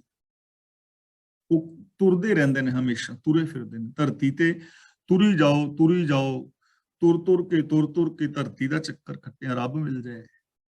ਤਾਂ ਜੇ ਐਵੇਂ ਹੁੰਦਾ, ਘੁੰਮਣ ਦੇ ਨਾਲ ਜੇ ਰੱਬ ਮਿਲਦਾ ਹੁੰਦਾ, ਕਈ ਲੋਕ ਮਾਲਾ ਘੁਮਾ ਰਹੇ ਨੇ, ਕਈ ਲੋਕ ਧਰਤੀ ਤੇ ਘੁੰਮ ਰਹੇ ਨੇ, ਜੇ ਹੁਣ ਧਰਤੀ ਤੇ ਘੁੰਮਣ ਦੇ ਨਾਲ ਰੱਬ ਮਿਲਦਾ ਹੁੰਦਾ ਤਾਂ ਅਸੀਂ ਆਸਾ ਕੀ ਵਾਰ ਵਿੱਚ ਵਿਚਾਰਿਆ ਸੀ ਨਾ, ਪੰਖੀ ਪਾਉਂਦੀਆਂ ਲੈਣ ਨਾ ਸਾ, ਸੂਏ ਚਾੜ ਪੁਆਈਏ ਜਨ। ਆਪਾਂ ਪੜਿਆ ਸੀ ਲਾਟੂ ਮਾਧਾਣੀਆਂ ਅੰਨ ਗਾਹਾ, ਪੰਖੀ ਪਾਉਂਦੀਆਂ ਲੈਣ ਨਾ ਸਾ। ਲਾਟੂ ਦਾ ਪਤਾ ਨਾ, ਇੰਡੀਆ ਦੇ ਵਿੱਚ ਆਪਾਂ ਲੱਕੜ ਦਾ ਇੱਕ ਗੋਲ ਜਿਹਾ ਬਣਿਆ ਹੁੰਦਾ ਸੀ, ਉਹਨੂੰ ਲਾਟੂ ਕਹਿੰਦੇ ਸੀ, ਥੱਲੇ ਕਿੱਲ ਹੁੰਦਾ ਸੀ, ਉਹਦੇ ਉੱਤੇ ਕੋਈ ਰੱਸੀ ਵਲੇਟ ਕੇ ਫਿਰ ਸੁੱਟ ਕੇ ਕਮਾਈਦਾ ਸੀ, ਕਿੰਨੀ ਤੇਜ਼ ਘੁੰਮਦਾ ਸੀ। ਭੰਬੀਰੀਆਂ ਅਸੀਂ ਘੁਮਾਉਂਦੇ ਰਹੇ, ਹੁਣ ਵੀ ਘੁਮਾਉਂਦੇ। ਫਲੇ ਅਸੀਂ ਸਾਰਿਆਂ ਨੇ ਗਾਏ ਨੇ, ਵੀਰ ਅਵਤਾਰ ਸਿੰਘ ਜੀ ਨੇ ਤਾਂ ਮੇਰੇ ਖਿਆਲ 'ਚ ਜ਼ਰੂਰ ਗਾਇਆ ਹੋਣਾ। ਤਾਂ ਇਹ ਜਿਹੜੇ ਫਲੇ ਅਸੀਂ ਤੋਰਦੇ ਰਹੇ, ਫਲੇ ਘੁੰਮ ਰਹੇ ਨੇ, ਲਾਟੂ ਘੁੰਮ ਰਹੇ ਨੇ, ਆ ਬਿਜਲੀ ਦੇ ਪੱਖੇ ਘੁੰਮ ਰਹੇ ਨੇ, ਮਧਾਣੀਆਂ ਘੁੰਮ ਰਹੀਆਂ ਨੇ, ਫਿਰ ਉਹਨਾਂ ਨੂੰ ਰੱਬ ਮਿਲ ਜਾਏ। ਮਾਲਾ ਫੇਰਿਆ ਰੱਬ ਮਿਲਦਾ ਹੋਵੇ ਤਾਂ ਗੁਰੂ ਜੀ ਕਹਿੰਦੇ ਨੇ ਧਰਤੀ ਦੇ ਚੱਕਰ ਕੱਟਿਆ, ਧਰਤੀ ਦੇ ਉੱਤੇ ਤੁਰੇ ਫਿਰਿਆ ਰੱਬ ਥੋੜਾ ਮਿਲਦਾ ਹੈ। ਜੇ ਐਵੇਂ ਮਿਲਦਾ ਹੋਵੇ ਤੇ ਪਸ਼ੂ ਪੰਛੀ ਤੁਰੇ ਹੀ ਫਿਰਦੇ ਨੇ। ਨਾ ਤੂੰ ਆਵੇਂ ਵਸ ਕਿਤੇ ਸਿਆਣਪ ਹੈ। ਇੱਥੇ ਸਿਆਣਪ ਦਾ ਮਤਲਬ ਹੈ ਚਤੁਰਾਈ, ਕਿ ਕਿਸੇ ਚਤੁਰਾਈ ਦੇ ਨਾਲ ਵੀ ਤੂੰ ਵਸ ਵਿੱਚ ਨਹੀਂ ਆਉਂਦਾ, ਕਿ ਕੋਈ ਚਤੁਰਾਈ ਕਰਕੇ ਤੈਨੂੰ ਫੜ ਲਈਏ। ਜਿਵੇਂ ਬਾਂਦਰ ਨਾਲ ਚਤੁਰਾਈ ਕਰੀਦੀ ਵੀ ਦਾਣੇ ਪਾ ਕੇ ਤੇ ਉਹਦਾ ਹੱਥ ਫਸਾ ਲਿਆ ਤੇ ਫੜ ਲਿਆ, ਜਿਵੇਂ ਤੋਤੇ ਨਾਲ ਚਤੁਰਾਈ ਕਰ ਲਈ, ਜਿਵੇਂ ਅਸੀਂ ਚੂਹਿਆਂ ਦੇ ਨਾਲ ਚਤੁਰਾਈ ਨਹੀਂ ਕਰਦੇ, ਲਾ ਕੇ ਪਿੰਜਰਾ ਤੇ ਨਿੱਕੀ ਜੀ ਰੋਟੀ ਦਾ ਟੁਕੜਾ ਲਾਈਦਾ, ਵਿਚਾਰਾ ਜਾ ਕੇ ਖਿੱਚਦਾ ਤੇ ਉਹ ਫਸ ਜਾਂਦਾ ਪਿੰਜਰੇ 'ਚ, ਉਹਨੂੰ ਪਤਾ ਨਹੀਂ ਹੁੰਦਾ ਕਿ ਮੇਰੇ ਲਈ ਪਿੰਜਰਾ। ਐਵੇਂ ਰੱਬ ਨਾਲ ਕੋਈ ਚਤੁਰਾਈ ਵੀ ਨਹੀਂ ਕੀਤੀ ਜਾਂਦੀ ਵੀ ਉਹਨੂੰ ਕਮਲਾ ਬਣਾ ਕੇ ਤੁਹਾਨੂੰ ਕਾਬੂ ਕਰ ਲਈਏ, ਚਤੁਰਾਈਆਂ ਨਾਲ ਨਹੀਂ, ਕਿਉਂਕਿ ਅੰਦਰ ਬੈਠਾ ਸਾਰੀਆਂ ਜਾਣਦਾ ਨਾ, ਮੈਂ ਤੁਹਾਡੇ ਅੱਗੇ ਚਤੁਰਾਈ ਚੱਲ ਸਕਣਾ, ਤੁਹਾਡੀ ਚਤੁਰਾਈ ਮੇਰੇ ਤੇ ਚੱਲ ਸਕਦੀ ਹੈ, ਚਲਾਕੀ। ਪਰ ਰੱਬ ਅੱਗੇ ਤੇ ਕੋਈ ਚਲਾਕੀ ਨਹੀਂ ਚੱਲਦੀ, ਚਤੁਰਾਈ ਨਹੀਂ ਚੱਲਦੀ। ਚਲਾਕੀਆਂ ਨਾਲ ਨਹੀਂ, ਭੋਲੇਪਨ ਨਾਲ, ਭੋਲੇ ਭਾਏ ਮਿਲੇ ਰਗੜਾਇਆ, ਅੰਦਰੋਂ ਬਾਹਰੋਂ ਇੱਕ ਹੋਣ ਨਾਲ। ਤਾਂ ਅੰਦਰੋਂ ਹੋਰ ਤੇ ਬਾਹਰੋਂ ਹੋਰ ਰਹਿਣ ਦੇ ਨਾਲ ਕਦੇ ਵੀ ਰੱਬ ਨਹੀਂ ਮਿਲਦਾ, ਤੂੰ ਵਸ ਵਿੱਚ ਨਹੀਂ ਹੁੰਦਾ। ਨਾ ਤੂੰ ਆਵੇਂ ਵਸ ਬਹੁਤਾ ਦਾਨ ਦੇ। ਜੇ ਕੋਈ ਬਹੁਤ ਦਾਨ ਕਰੇ ਤਾਂ ਬਹੁਤਾ ਦਾਨ ਦਿੱਤਿਆਂ ਵੀ ਤੂੰ ਵਸ ਵਿੱਚ ਨਹੀਂ ਆਉਂਦਾ। ਜੇ ਦਾਨ ਦੇਣ ਨਾਲ ਵਸ ਵਿੱਚ ਆਉਂਦਾ ਹੋਵੇ ਨਾ, ਰੱਬ ਆਣ ਕੇ ਮਿਲ ਜਾਂਦਾ ਹੋਏ ਵੀ ਤੂੰ ਏਡਾ ਵੱਡਾ ਦਾਨੀ ਹੈ ਤੇ ਚੱਲ ਮੈਂ ਹੁਣ ਤੇਰੇ ਘਰ ਹੀ ਵਸਣਾ, ਤਾਂ ਮਲਕ ਭਾਗੋ ਦੇ ਘਰ ਰਹੇਗਾ ਨਾ ਰੱਬ, ਭਾਈ ਲਾਲੋ ਦੇ ਘਰ ਥੋੜਾ ਜਾਏਗਾ। ਪਰ ਦਾਨ ਦੇਣ ਨਾਲ ਥੋੜਾ ਮਿਲਦਾ ਹੈ, ਦਾਨ ਦੇਣ ਨਾਲ ਰੱਬ ਨਹੀਂ ਮਿਲਦਾ। ਕਮਾਈ ਵੇਖ ਵੀ ਤੇਰੀ ਕਮਾਈ ਕਿਵੇਂ ਦੀ ਹੈ। ਜੇ ਕਮਾਈ 2 ਨੰਬਰ ਦੇ ਧੰਦੇ ਨੇ ਤੇ 2 ਨੰਬਰ ਦੇ ਧੰਦਿਆਂ ਦੇ ਵਿੱਚੋਂ 10,000 ਲੋਕਾਂ ਦਾ ਧਨ ਲੁੱਟ ਕੇ, 10,000 ਲੋਕਾਂ ਦਾ ਧਨ ਲੁੱਟ ਕੇ ਤੇ ਜੇ ਕੋਈ 100 ਬੰਦਿਆਂ ਨੂੰ ਦਾਨ ਦੇ ਦੇਵੇ ਤਾਂ ਕਿ ਉਹਦੇ ਨਾਲ ਬਾਕੀ ਜਿਹੜਾ 10,000 ਲੋਕਾਂ ਦਾ ਲੁੱਟਿਆ ਹੋਇਆ ਉਹ ਮਾਫ ਹੋ ਜਾਏ, ਕਦੀ ਵੀ ਨਹੀਂ ਹੋਏਗਾ। ਇੱਕ ਬੰਦੇ ਦਾ ਲੁੱਟ ਕੇ ਵੀ ਜੇ 10,000 ਨੂੰ ਦੇ ਦੇਵੇ ਤਾਂ ਜਿਹਦਾ ਇੱਕ ਦਾ ਲੁੱਟਿਆ ਮਾਫ ਤੇ ਉਹ ਵੀ ਨਹੀਂ ਹੋਣਾ, ਕਿਉਂਕਿ ਲੁੱਟ ਤੇ ਲੁੱਟ ਹੈ ਨਾ। ਤਾਂ ਇਸ ਤਰ੍ਹਾਂ ਕਰਨ ਦੇ ਨਾਲ ਰੱਬ ਨਹੀਂ ਮਿਲਦਾ ਹੈ। ਐਵੇਂ ਇਹ ਰੱਬ ਨੂੰ ਪਾਉਣ ਦੇ ਸਾਧਨ ਨਹੀਂ ਹਨ। ਇਹਨਾਂ ਚੀਜ਼ਾਂ ਦੇ ਨਾਲ ਰੱਬ ਦਾ ਮਿਲਾਪ ਜਿਹੜਾ ਹੈ ਉਹ ਨਹੀਂ ਹੁੰਦਾ, ਰੱਬੀ ਗੁਣ ਪ੍ਰਗਟ ਨਹੀਂ ਹੁੰਦੇ। ਸਭ ਕੋ ਤੇਰੇ ਵਸ ਅਗਮ ਅਗੋਚਰਾ। हे अगम और अगोचर, हे अपहुंच प्रभु। अगोचर ਦਾ ਮਤਲਬ ਅ ਪਲਸ ਗੋ ਪਲਸ ਚਰ, ਗੋ ਦਾ ਮਤਲਬ ਗਿਆਨ ਇੰਦਰੀ ਤੇ ਚਰ ਦਾ ਮਤਲਬ ਹੁੰਦਾ ਹੈ ਪਹੁੰਚ। ਗੋ ਦਾ ਮਤਲਬ ਗਿਆਨ ਇੰਦਰੀ ਤੇ ਚਰ ਦਾ ਮਤਲਬ ਪਹੁੰਚ। ਅਗੋਚਰ ਦਾ ਮਤਲਬ ਜੋ ਗਿਆਨ ਇੰਦਰੀਆਂ ਦੀ ਪਹੁੰਚ ਤੋਂ ਪਰੇ ਹੈ, ਜਿੱਥੋਂ ਤੱਕ ਗਿਆਨ ਇੰਦਰੀਆਂ ਦੀ ਪਹੁੰਚ ਨਹੀਂ ਹੈ। ਹੁਣ ਮੇਰੀਆਂ ਅੱਖਾਂ ਦੀ ਇੰਨੀ ਪਹੁੰਚ ਨਹੀਂ ਨਾ ਕਿ ਸੰਸਾਰ ਦੇ ਐਂਡ ਤੱਕ ਦੇਖ ਸਕਣ। ਮੇਰੇ ਹੱਥਾਂ ਦੀ ਸਪਰਸ਼ ਕਰਨ ਦੀ ਇੰਨੀ ਉਹ ਨਹੀਂ ਨਾ ਕਿ ਮੈਂ ਰੱਬ ਨੂੰ ਸਪਰਸ਼ ਕਰਕੇ ਫੀਲ ਕਰ ਸਕਾਂ। ਤਾਂ ਗੁਰੂ ਜੀ ਕਹਿੰਦੇ ਨੇ, ਹੇ ਅਪਹੁੰਚ ਤੇ ਅਗੋਚਰ ਪ੍ਰਭੂ, ਸਾਰੀ ਦੁਨੀਆ ਤੇਰੇ ਅਧੀਨ ਹੈ, ਤੇਰੇ ਹੁਕਮ ਵਿੱਚ ਹੈ। ਵਿਖਾਵੇ ਦੇ ਉਦਮਾਂ ਦੇ ਨਾਲ ਕੋਈ ਤੇਰੀ ਜੀਵ ਪ੍ਰਸੰਨਤਾ ਹਾਸਲ ਨਹੀਂ ਕਰ ਸਕਦਾ। ਵਿਖਾਵੇ ਦੇ ਜਿਹੜੇ ਉਦਮ ਨੇ, ਇਹ ਜਿੰਨੇ ਵੀ ਪਿੱਛੇ ਕਰਮ ਗਿਣੇ ਨੇ ਸਾਰੇ ਵਿਖਾਵੇ ਵਾਲੇ, ਕਿ ਵਿਖਾਵਾ ਹੋਰ ਹੈ, ਸੋਚ ਹੋਰ ਹੈ। ਇੱਕ ਦਾਨੀ ਬੰਦਾ ਦਾਨ ਦੇ ਸਕਦਾ ਹੈ, ਲੇਕਿਨ ਉਹਦੀ ਸੋਚ ਬੜੀ ਭੈੜੀ ਹੈ, ਲੋਕਾਂ ਨੂੰ ਠੱਗਣਾ, 2 ਨੰਬਰ ਦੇ ਧੰਦੇ ਕਰਨੇ। ਤੇ ਵਿੱਚੋਂ ਦਾਨ ਦੇਣ ਨਾਲ ਰੱਬ ਥੋੜਾ, ਸੋਚ ਮੈਂਟੈਲਿਟੀ ਕੈਸੀ ਹੈ, ਈਰਖਾਵਾਦੀ, ਜਾਤੀਵਾਦ, ਮੇਰ ਤੇਰ ਦੇ ਵਿਤਕਰੇ। ਇੱਕ ਬੰਦਾ ਤੀਰਥਾਂ ਤੇ ਨਹਾਉਣ ਜਾ ਰਿਹਾ ਹੈ, ਪਰ ਸੋਚ ਉਹਦੀ ਮਾੜੀ ਹੈ, ਘਟੀਆ ਹੈ, ਕਰੈਕਟਰਲੈਸ ਹੈ, ਜਾਂ ਹੋਰ ਕੋਈ ਮਾੜੀ ਸੋਚ ਹੈ, ਤਾਂ ਗੁਰੂ ਜੀ ਕਹਿੰਦੇ ਨੇ ਐਵੇਂ ਵਿਖਾਵੇ ਦੇ ਕੰਮਾਂ ਦੇ ਨਾਲ ਰੱਬ ਦੀ ਪ੍ਰਸੰਨਤਾ ਨਹੀਂ ਮਿਲਦੀ, ਨਾ ਇਨਸਾਨੀਅਤ ਮਿਲਦੀ ਹੈ, ਨਾ ਖੁਸ਼ੀ ਮਿਲਦੀ। ਤੂੰ ਭਗਤਾਂ ਕੈ ਵਸ, ਭਗਤਾਂ ਤਾਣ ਤੇਰਾ। ਤਾਣ ਦਾ ਮਤਲਬ ਆਸਰਾ, ਭਗਤਾਂ ਦਾ ਮਤਲਬ ਜੋ ਤੇਰੀ ਸ਼ਰਨ ਵਿੱਚ ਨੇ। ਭਗਤ ਕੌਣ ਨੇ? ਭਗਤ ਰੱਬ ਦੇ ਕੌਣ ਨੇ? ਮਾਣ ਹੁੰਦੇ ਹੋਏ ਨਿਮਾਣਾ, ਤਾਣ ਹੁੰਦੇ ਹੋਏ ਨਿਤਾਣਾ, ਅਣਹੋਂਦੇ ਆਪ ਵੰਡਾਏ, ਉਹ ਐਸਾ ਭਗਤ ਸਦਾਏ। ਜਿਹੜਾ ਮਾਣ ਹੁੰਦਿਆਂ ਵੀ ਨਿਮਰਤਾ ਵਿੱਚ ਹੈ, ਤਾਕਤ ਹੁੰਦਿਆਂ ਤਾਕਤ ਦੀ ਨਜਾਇਜ਼ ਵਰਤੋਂ ਨਹੀਂ ਕਰ ਰਿਹਾ, ਗਿਆਨ ਹੁੰਦਿਆਂ ਗਿਆਨ ਦਾ ਮਿਸਯੂਜ਼ ਨਹੀਂ ਕਰ ਰਿਹਾ, ਔਰ ਕੋਲ ਕੁਝ ਵੀ ਨਾ ਹੋਵੇ, ਅਣਹੋਂਦ ਦੇ ਅੰਦਰ ਵੀ ਉਹ ਵੰਡ ਕੇ ਛਕਦਾ ਹੈ, ਉਹ ਭਗਤ ਹੈ ਜੋ ਰੱਬੀ ਰਜ਼ਾ ਵਿੱਚ ਤੁਰ ਰਿਹਾ ਹੈ। ਵਿਣ ਗੁਣ ਕੀਤੇ ਭਗਤ ਨਾ ਹੋਏ। ਭਗਤੀ ਦਾ ਮਤਲਬ ਜੋ ਰੱਬੀ ਗੁਣਾਂ ਦੇ ਧਾਰਨੀ ਨੇ। ਭਗਤ ਦਾ ਮਤਲਬ ਭਗਤਾਂ ਤਾਣ ਤੇਰਾ, ਜਿਨ੍ਹਾਂ ਨੂੰ ਤੇਰਾ ਤਾਣ ਹੈ, ਤੇਰਾ ਆਸਰਾ ਹੈ, ਜੋ ਤੇਰੇ ਗੁਣਾਂ ਦੇ ਸਹਾਰੇ ਜ਼ਿੰਦਗੀ ਜੀ ਰਹੇ ਨੇ, ਜੋ ਤੇਰੀ ਰਜ਼ਾ ਦੇ ਅੰਦਰ ਚੱਲਦੇ ਨੇ, ਤੂੰ ਉਹਨਾਂ ਦੇ ਹਿਰਦੇ ਵਿੱਚ ਵਸਦਾ ਹੈ। ਉਹ ਤੇਰੇ ਵਿੱਚ ਵਸੇ ਹੋਏ ਨੇ, ਤੂੰ ਉਹਨਾਂ ਵਿੱਚ ਵਸਿਆ ਹੋਇਆ ਹੈ। ਉਹਨਾਂ ਨੂੰ ਮਿਲਾਪ ਹਾਸਲ ਹੁੰਦਾ ਹੈ। ਕਿੰਨਾਂ ਨੂੰ? ਜਿਹੜੇ ਤੇਰੇ ਆਸਰੇ ਨੇ, ਯਾਨੀ ਰੱਬੀ ਹੁਕਮ ਨੂੰ ਫੋਲੋ ਕਰਦੇ ਨੇ, ਜਿਨ੍ਹਾਂ ਨੇ ਤੇਰਾ ਆਸਰਾ ਲਿਆ ਹੈ। ਤੇਰਾ ਆਸਰਾ ਲੈਣ ਦਾ ਮਤਲਬ ਜੋ ਗੁਣਾਂ ਦਾ ਆਸਰਾ ਲੈ ਕੇ ਜੀ ਰਹੇ ਨੇ, ਸੱਚ ਦਾ ਆਸਰਾ, ਦਇਆ ਦਾ ਆਸਰਾ, ਪਿਆਰ ਦਾ ਆਸਰਾ, ਨਿਰਭੈਤਾ ਦਾ ਆਸਰਾ, ਨਿਰਵੈਰਤਾ ਦਾ ਆਸਰਾ। ਜਿਨ੍ਹਾਂ ਨੇ ਇਹਨਾਂ ਗੁਣਾਂ ਦਾ ਆਸਰਾ ਲਿਆ ਹੈ, ਉਹਨਾਂ ਨੂੰ ਤੇ ਰੱਬ ਦਾ ਆਸਰਾ ਹੈ। ਕਈਆਂ ਨੂੰ ਕਾਮ ਦਾ ਆਸਰਾ ਹੈ, ਕ੍ਰੋਧ ਦਾ ਆਸਰਾ ਹੈ, ਲੋਭ ਦਾ ਆਸਰਾ ਹੈ। ਉਹ ਇਹਨਾਂ ਗੁਣਾਂ ਨੂੰ ਆਸਰਾ ਬਣਾ ਕੇ ਜੀ ਰਹੇ ਨੇ। ਉਹਨਾਂ ਨੂੰ ਨਹੀਂ ਮਿਲਦਾ ਵਿਖਾਵੇ ਦੇ ਕਰਮਾਂ ਨਾਲ। ਕਿੰਨੀ ਦੇਖੋ ਸਿੰਪਲ ਗੱਲ, ਕਿੰਨਾ ਸੌਖਾ ਕੰਮ, ਕਿੰਨਾ ਆਸਾਨ ਕੰਮ ਰੱਬ ਦੇ ਵਿੱਚ ਮਿਲ ਜਾਂਦਾ, ਨਾਲੇ ਖੁਸ਼ੀਆਂ, ਨਾਲੇ ਖੇੜੇ, ਨਾਲੇ ਜ਼ਿੰਦਗੀ ਸੌਖੀ। ਸ਼ਲੋਕ ਮਹਿਲਾ ਪੰਜਵਾਂ।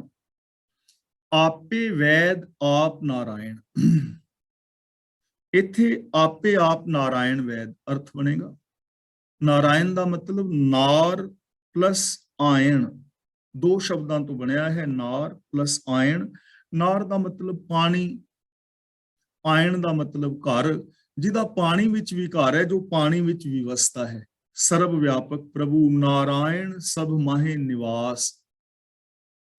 ਤਾਂ ਪ੍ਰਭੂ ਆਪ ਹੀ ਵੈਦ ਹੈ, ਰੋਗ ਹਟਾਉਣ ਵਾਲਾ।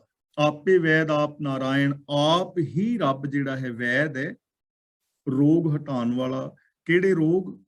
ਜਿੰਨੇ ਵੀ ਆ ਕਾਮ, ਕ੍ਰੋਧ, ਲੋਭ, ਮੋਹ ਆਦਿਕ ਰੋਗ ਨੇ, ਜਿੰਨੇ ਆਤਮਿਕ ਰੋਗ ਨੇ ਜੋ ਸਾਨੂੰ ਆਤਮਿਕ ਮੌਤ ਤੇ ਮਾਰਦੇ, ਜਿਹੜੇ ਰੋਗ ਸਾਡੀ ਆਤਮਿਕ ਮੌਤ ਦਾ ਕਾਰਨ ਬਣਦੇ ਨੇ ਨਾ, ਉਹਨਾਂ ਰੋਗਾਂ ਨੂੰ ਦੂਰ ਕਰਨ ਵਾਲਾ ਪ੍ਰਭੂ ਆਪ ਹੈ।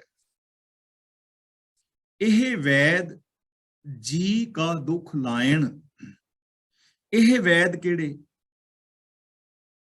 ਇਹ ਵੈਦ ਜਿਹੜੇ ਨੇ, ਜੀ ਕਾ ਦੁੱਖ ਲਾਇਣ ਦਾ ਮਤਲਬ ਜਿੰਦ ਦਾ ਦੁੱਖ ਲਾਉਣ ਵਾਲੇ ਨੇ। ਹੁਣ ਇੱਥੇ ਜਿਹੜੇ ਵੈਦ ਨੇ, ਇੱਥੇ ਡਾਕਟਰਾਂ ਦੀ ਗੱਲ ਨਹੀਂ ਹੈ, ਹਕੀਮਾਂ ਦੀ ਗੱਲ ਨਹੀਂ ਹੈ। ਇਹ ਵੈਦ ਕਿਹੜੇ ਨੇ? ਜਿਹੜੇ ਪਿੱਛੇ ਗਿਣੇ ਨੇ, ਧਰਤੀ ਦਾ ਚੱਕਰ ਕੱਟਣ ਵਾਲੇ, ਤੀਰਥਾਂ ਤੇ ਨਹਾਉਣ ਵਾਲੇ, ਪਾਠ ਪੂਜਾ ਕਰਾਉਣ ਵਾਲੇ, ਕਰਨ ਵਾਲੇ, ਅੰਦਰੋਂ ਹੋਰ ਤੇ ਬਾਹਰੋਂ ਹੋਰ, ਜਿਹੜੇ ਇਹੋ ਜਿਹੇ ਸਾਧਨ ਦੱਸਦੇ ਨੇ, ਜਿਹੜੇ ਇਹੋ ਜਿਹੇ ਢੰਗ ਦੱਸਦੇ ਨੇ, ਇਹ ਜਿਹੜੇ ਵੈਦ ਨੇ ਪਖੰਡੀ ਧਰਮ ਆਗੂ। ਇੱਥੇ ਵੈਦ ਦਾ ਮਤਲਬ ਪਖੰਡੀ ਧਰਮੀ, ਜੋ ਪਾਖੰਡੀ ਧਾਰਮਿਕ ਆਗੂ ਨੇ, ਜੋ ਧਰਮ ਦਾ ਆਸਰਾ ਲੈਂਦੇ ਨੇ ਪਰ ਧਰਮੀ ਹੈ ਨਹੀਂ। ਤਾਂ ਗੁਰੂ ਜੀ ਕਹਿੰਦੇ ਨੇ ਇਹ ਦੁਨੀਆ ਵਾਲੇ ਹਕੀਮ ਜੋ ਪਖੰਡੀ ਧਰਮ ਆਗੂ ਨੇ, ਉਹ ਸਗੋਂ ਜਿੰਦ ਨੂੰ ਦੁੱਖਾਂ ਦੇ ਦੁੱਖ ਹੋਰ ਚੰਬੇੜਦੇ ਨੇ, ਹੋਰ ਰੋਗੀ ਕਰਦੇ ਨੇ। ਔਰ ਹਕੀਕਤ ਹੈ, ਤੁਸੀਂ ਆਪਣਾ ਰੋਗ ਲੈ ਕੇ ਕਿਸੇ ਬਾਬੇ ਕੋਲ ਚਲੇ ਜਾਓ। ਸਾਡੇ ਘਰ ਵਿੱਚ ਬਾਬਾ ਜੀ ਕਲੇਸ਼ ਹੈ, ਤੇ ਬਾਬਾ ਅੰਦਰੇ ਅੰਦਰ ਮੁਸਕਰਾ ਰਿਹਾ ਹੁੰਦਾ ਹੈ, ਰੱਬ ਦਾ ਸ਼ੁਕਰ ਕਰ ਰਿਹਾ ਹੁੰਦਾ ਹੈ ਕਿ ਸ਼ੁਕਰ ਹੈ ਰੱਬਾ ਕੋਈ ਗਾਹਕ ਫਸਿਆ, ਕਿਸ ਦੇ ਘਰ ਕਲੇਸ਼ ਪਿਆ ਹੈ। ਉਹ ਫਿਰ ਕਹਿੰਦਾ ਤੁਸੀਂ ਇੱਥੇ 5 ਪੂਰਨਮਾਸ਼ੀਆਂ ਇਸ਼ਨਾਨ ਕਰੋ, 5 ਚੌਂਕੀਆਂ ਭਰੋ, ਪਾਠ ਕਰਾਓ, ਤੇ ਸਿੱਖਾ ਇੱਥੇ ਚੱਲ ਰਹੀ ਹੈ ਸੇਵਾ। ਇੱਕ ਇੱਥੇ ਕਮਰਾ ਬਣਵਾ ਸੰਗਤਾਂ ਵਾਸਤੇ, ਬਸ ਕੌਮ 12 ਸ਼ੁਕਰ ਕੀਤਾ ਬਾਬੇ ਨੇ। ਹੁਣ ਤੁਸੀਂ ਇੱਕ ਹੋਰ ਚੱਕਰ ਵਿੱਚ ਫਸ ਕੇ ਘਰ ਦਾ ਕਲੇਸ਼ ਤੇ ਮਿਟਣਾ ਨਹੀਂ, ਤੇ ਬਾਪੂ ਨੇ ਜਾਂ ਬੇਬੇ ਨੇ ਚੋਰੀ ਉੱਥੇ ਕਮਰਾ ਬਣਾ ਦਿੱਤਾ ਤੇ ਬਾਅਦ ਦੇ ਵਿੱਚ ਨੂੰਹ ਨੂੰ ਪਤਾ ਲੱਗ ਗਿਆ ਤੇ ਨੂੰਹ ਨੇ ਹੋਰ ਕਲੇਸ਼ ਪਾ ਲਿਆ, ਘਰ ਕਲੇਸ਼ ਪੈ ਗਿਆ। ਜਿੰਦ ਨੂੰ ਇੱਕ ਹੋਰ ਰੋਗ ਲੱਗ ਗਿਆ, ਇੱਕ ਹੋਰ ਵਹਿਮ ਚੰਬੇੜ ਦਿੱਤਾ। ਕਿਸੇ ਜੋਤਸ਼ੀ ਕੋਲ ਚਲੇ ਜਾਓ, ਉਹ ਤੁਹਾਨੂੰ ਕਹਿ ਦਿੰਦਾ ਬਸ ਹੀ ਹੁਣ ਤੁਹਾਡੇ ਘਰ ਕਲੇਸ਼ ਹੈ, ਤੇ ਕਲੇਸ਼ ਹੈ ਤੇ ਤੁਹਾਨੂੰ ਹੁਣ ਸ਼ਨੀ ਗ੍ਰਹਿ ਪਰੇਸ਼ਾਨ ਕਰ ਰਿਹਾ ਹੈ, ਤੇ ਸ਼ਨੀ ਗ੍ਰਹਿ ਨੂੰ ਦੂਰ ਕਰਨ ਵਾਸਤੇ ਤੁਹਾਨੂੰ ਪਾਠ ਪੂਜਾ ਕਰਨੀ ਪੈਣੀ। ਇੱਕ ਤੇ ਤੁਹਾਡੇ ਘਰ ਕਲੇਸ਼ ਹੈ ਸੀ ਜਾਂ ਗਰੀਬੀ ਸੀ, ਕੁਝ ਸੀ, ਇੱਕ ਤੁਹਾਨੂੰ ਹੋਰ ਰੋਗ ਚੰਬੇੜ ਦਿੱਤਾ ਵੀ ਸ਼ਨੀ ਗ੍ਰਹਿ ਵੀ ਕੋਈ ਬਲਾ ਹੁੰਦੀ ਹੈ। ਸ਼ਨੀ ਗ੍ਰਹਿ ਦਾ ਇੱਕ ਵਹਿਮ ਹੋਰ ਚੰਬੇੜ ਦਿੱਤਾ, ਇੱਕ ਵਹਿਮ ਹੋਰ ਪਾ ਦਿੱਤਾ।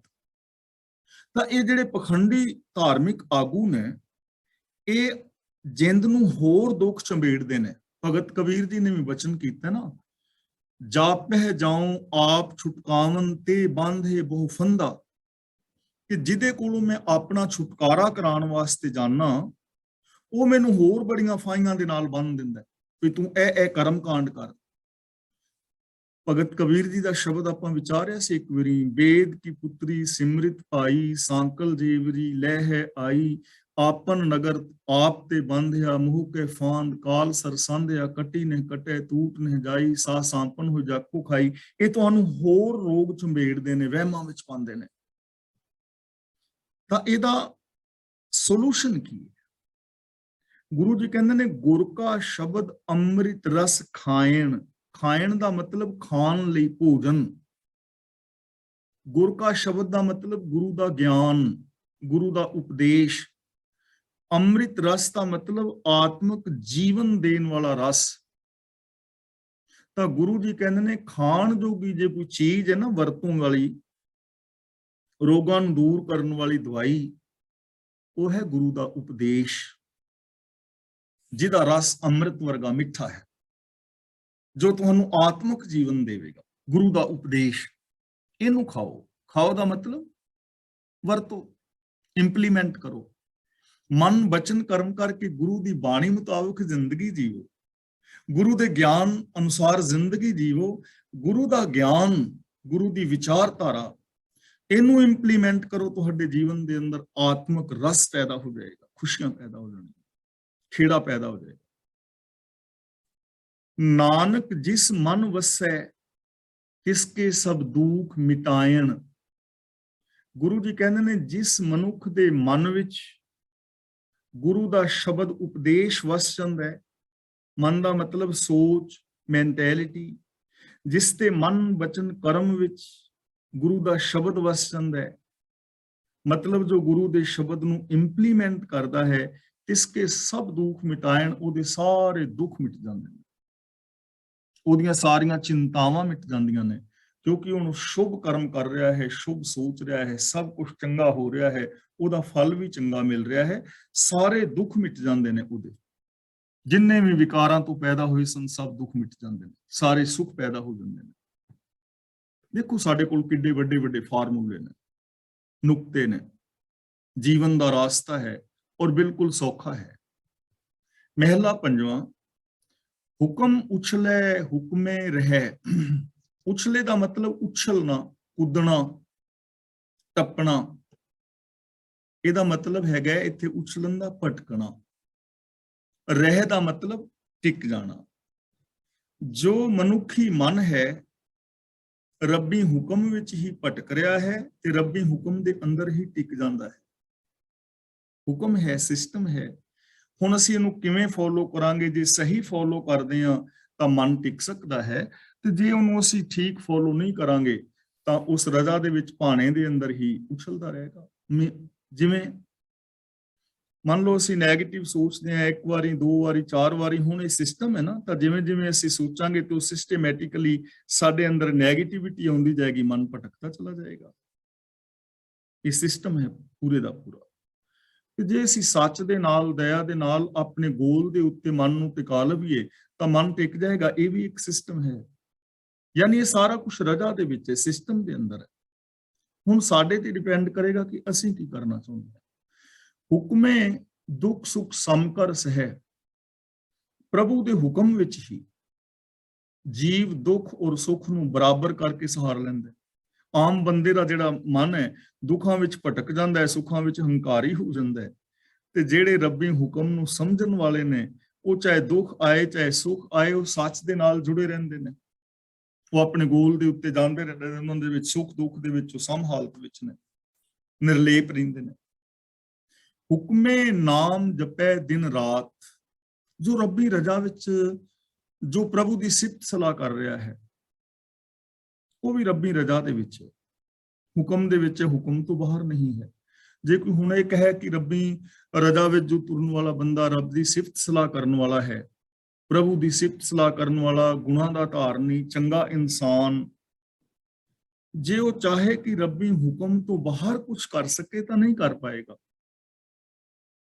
ਹੁਕਮ ਦੇ ਵਿੱਚ ਹੀ ਕਰ ਪਾਏਗਾ ਨਾ, ਤਾਂ ਉਹ ਹੁਕਮ ਦੇ ਅੰਦਰ ਹੈ ਜੋ ਰੱਬੀ ਸਿਫਤ ਸਲਾਹ ਕਰ ਰਿਹਾ ਹੈ ਦਿਨ ਰਾਤ। ਨਾਨਕ ਜਿਸ ਨੂੰ ਦੇਵੈ ਦਾਤ, ਪਰ ਇਹ ਹੁਕਮ ਦੀ ਦਾਤ ਹੈ ਜਿਸ ਨੂੰ ਇਹ ਸਮਝ ਆ ਜਾਏ। ਇਹ ਮਹਾਨ ਵੱਡੀ ਬਖਸ਼ਿਸ਼ ਹੈ ਜੇ ਇਹ ਚੀਜ਼ ਸਮਝ ਆ ਜਾਏ ਤਾਂ। ਜਿਸ ਤੇ ਮਨੁੱਖ ਬਖਸ਼ਿਸ਼ ਕਰਦਾ ਹੈ, ਰਹਿਮਤ ਕਰਦਾ ਹੈ ਪ੍ਰਭੂ, ਉਹਨੂੰ ਇਹ ਦਾਤ ਮਿਲਦੀ ਹੈ, ਉਹਨੂੰ ਇਹ ਸਮਝ ਮਿਲਦੀ ਹੈ ਕਿ ਸਾਰਾ ਕੁਝ ਹੁਕਮ ਦੇ ਅੰਦਰ ਹੈ, ਸਿਸਟਮ ਦੇ ਵਿੱਚ ਹੈ। ਹੁਕਮ ਮਰੈ ਹੁਕਮੇ ਹੀ ਜੀਵੈ, ਹੁਕਮ ਦੇ ਵਿੱਚ ਹੀ ਜੀਵਨ ਹੈ, ਹੁਕਮ ਵਿੱਚ ਹੀ ਬੰਦਾ ਮਰਦਾ ਹੈ। ਯਾਨੀ ਜਨਮ ਔਰ ਮੌਤ ਹੁਕਮ ਵਿੱਚ ਹੈ, ਸਿਸਟਮ ਵਿੱਚ ਹੈ। ਹੁਕਮੇ ਨਾਨਾ ਵੱਡਾ ਥੀਵੈ, ਨਾਨਾ ਦਾ ਮਤਲਬ ਨਿੱਕਾ ਜਿਹਾ, ਵੱਡਾ ਦਾ ਮਤਲਬ ਵੱਡਾ। ਹੁਕਮ ਵਿੱਚ ਪਹਿਲਾਂ ਨਿੱਕਾ ਜਿਹਾ ਸੀ, ਹੁਕਮ ਵਿੱਚ ਹੀ ਫਿਰ ਵੱਡਾ ਸਾਰਾ ਬਣ ਜਾਂਦਾ ਬੰਦਾ। ਨਿੱਕਾ ਬੱਚਾ ਫਿਰ ਵੱਡਾ, ਨਿੱਕਾ ਜਿਹਾ ਬੋੜ ਦਾ ਬੀਜ ਹੁਕਮ ਵਿੱਚ, ਸਿਸਟਮ ਵਿੱਚ ਹੀ ਵੱਡਾ ਬਣ ਜਾਂਦਾ ਹੈ। ਹੁਕਮ ਵਿੱਚ ਹੀ ਕੋਈ ਨਿਮਾਣਾ ਤੇ ਕੋਈ ਹੰਕਾਰੀ ਹੋ ਜਾਂਦਾ ਹੈ। ਹੁਕਮੇ ਸੋਗ ਹਰਖ ਆਨੰਦ, ਹੁਕਮ ਵਿੱਚ ਜੀਵ ਨੂੰ ਚਿੰਤਾ, ਖੁਸ਼ੀ ਔਰ ਆਨੰਦ ਵਾਪਰਦੇ ਨੇ। ਹੁਕਮੇ ਜਪੈ ਨਿਰੋਧਰ ਗੁਰਮੰਤ, ਨਿਰੋਧਰ ਸ਼ਬਦ ਹੈ ਨਿਰੁੱਧ, ਟੂ ਵਾਰਡ ਆਫ ਏਵਿਲ, ਦੁੱਖ ਕਲੇਸ਼ ਵਿਕਾਰ ਆਦਿਕ ਨੂੰ ਦੂਰ ਕਰਨਾ। ਨਿਰੋਧਰ ਦਾ ਮਤਲਬ ਵਿਕਾਰਾਂ ਨੂੰ ਦੂਰ ਕਰਨਾ, ਪਾਪਾਂ ਅਪਰਾਧਾਂ ਨੂੰ ਦੂਰ ਕਰਨਾ।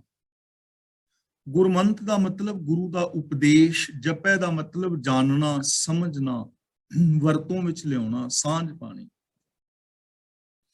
ਹੁਕਮ ਵਿੱਚ ਹੀ ਕੋਈ ਜੀਵ ਗੁਰੂ ਦੇ ਸ਼ਬਦ ਨਾਲ ਸਾਂਝ ਪਾਉਂਦਾ ਹੈ। ਜਿਹੜਾ ਗੁਰੂ ਦਾ ਸ਼ਬਦ ਵਿਕਾਰਾਂ ਨੂੰ ਦੂਰ ਕਰਨ ਦੇ ਸਮਰੱਥ ਹੈ। ਗੁਰੂ ਦਾ ਸ਼ਬਦ, ਗੁਰੂ ਦਾ ਉਪਦੇਸ਼ ਵਿਕਾਰਾਂ ਨੂੰ ਦੂਰ ਕਰਨ ਦੇ ਸਮਰੱਥ ਹੈ। ਤੇ ਰੱਬੀ ਰਜਾ ਦੇ ਵਿੱਚ ਹੀ ਕੋਈ ਜੀਵ ਗੁਰੂ ਦੇ ਸ਼ਬਦ ਦੇ ਨਾਲ ਸਾਂਝ ਪਾ ਲੈਂਦਾ ਹੈ। ਹੁਕਮੇ ਆਵਣ ਜਾਣ ਰਹਾਏ, ਆਵਣ ਜਾਣ ਦਾ ਮਤਲਬ ਆਉਣਾ ਔਰ ਜਾਣਾ, ਮਤਲਬ ਭਟਕਣਾ, ਕਦੀ ਆ ਗਿਆ ਕਦੀ ਚਲਾ ਗਿਆ, ਕਦੀ ਮਨ ਇੱਥੇ ਕਦੇ ਮਨ ਉੱਥੇ। ਆਵਣ ਜਾਣ, ਆਉਣਾ ਜਾਣਾ, ਭਟਕਣਾ। ਰਹਾਏ ਦਾ ਮਤਲਬ ਮੁਕਾ ਦਿੰਦਾ ਹੈ, ਰੋਕ ਲੈਂਦਾ ਹੈ। ਤਾਂ ਗੁਰੂ ਜੀ ਕਹਿੰਦੇ ਨੇ ਹੁਕਮ ਦੇ ਅੰਦਰ, ਸਿਸਟਮ ਦੇ ਅੰਦਰ ਹੀ ਕੋਈ ਭਟਕਣਾ ਤੋਂ ਰਹਿਤ ਹੋ ਜਾਂਦਾ ਹੈ, ਭਟਕਣਾ ਤੋਂ ਬਾਹਰ ਆ ਜਾਂਦਾ ਹੈ, ਟਿਕ ਜਾਂਦਾ ਹੈ। ਕੌਣ? ਨਾਨਕ ਜਾ ਕੋ ਭਗਤੀ ਲਾਏ, ਜਿਸ ਨੂੰ ਪ੍ਰਭੂ ਭਗਤੀ ਵਿੱਚ ਲਾਂਦਾ ਹੈ। ਤੇ ਭਗਤੀ ਕੀ ਹੈ? ਗੁਣਾਂ ਦੇ ਧਾਰਨੀ ਹੋਣਾ, ਰੱਬੀ ਹੁਕਮ ਵਿੱਚ ਤੁਰਨਾ।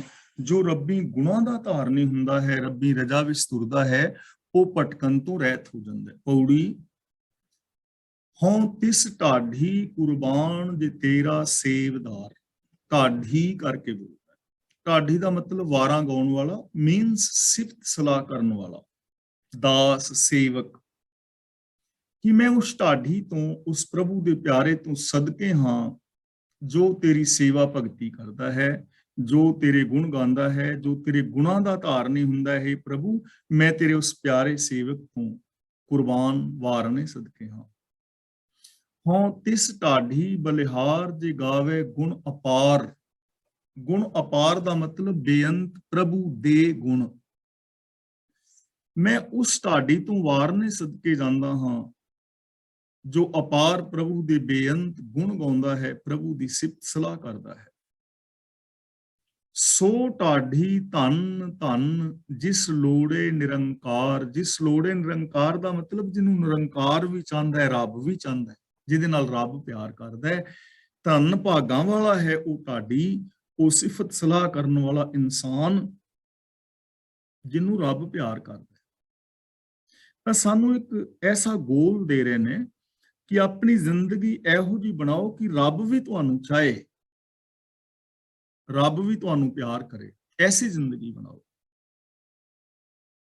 ਦੁਨੀਆ ਤਾਂ ਪਿਆਰ ਤਾਂ ਮਿਲੇਗਾ, ਰੱਬ ਦਾ ਪਿਆਰ ਤੁਹਾਨੂੰ। ਐਸੀ ਜ਼ਿੰਦਗੀ, ਆਪਣੇ ਜੀਵਨ ਦਾ ਢੰਗ ਐਸਾ ਬਣਾਓ, ਆਪਣਾ ਬਿਹੇਵੀਅਰ ਐਸਾ ਬਣਾਓ, ਤੁਹਾਡੇ ਬੋਲ ਐਸੇ ਹੋਣ, ਤੁਹਾਡਾ ਬਿਹੇਵੀਅਰ ਐਸਾ ਹੋਵੇ, ਤੁਹਾਡੀ ਸੋਚ ਐਸੀ ਹੋਵੇ ਕਿ ਤੁਹਾਡੇ ਬੋਲ ਰੱਬ ਵੀ ਸੁਣਨਾ ਚਾਹੁੰਦਾ ਹੋ, ਰੱਬ ਵੀ ਸੁਣਨਾ ਚਾਹੇ ਕਿ ਯਾਰ ਉਹਦੀ ਮੈਂ ਗੱਲਬਾਤ ਸੁਣਾ।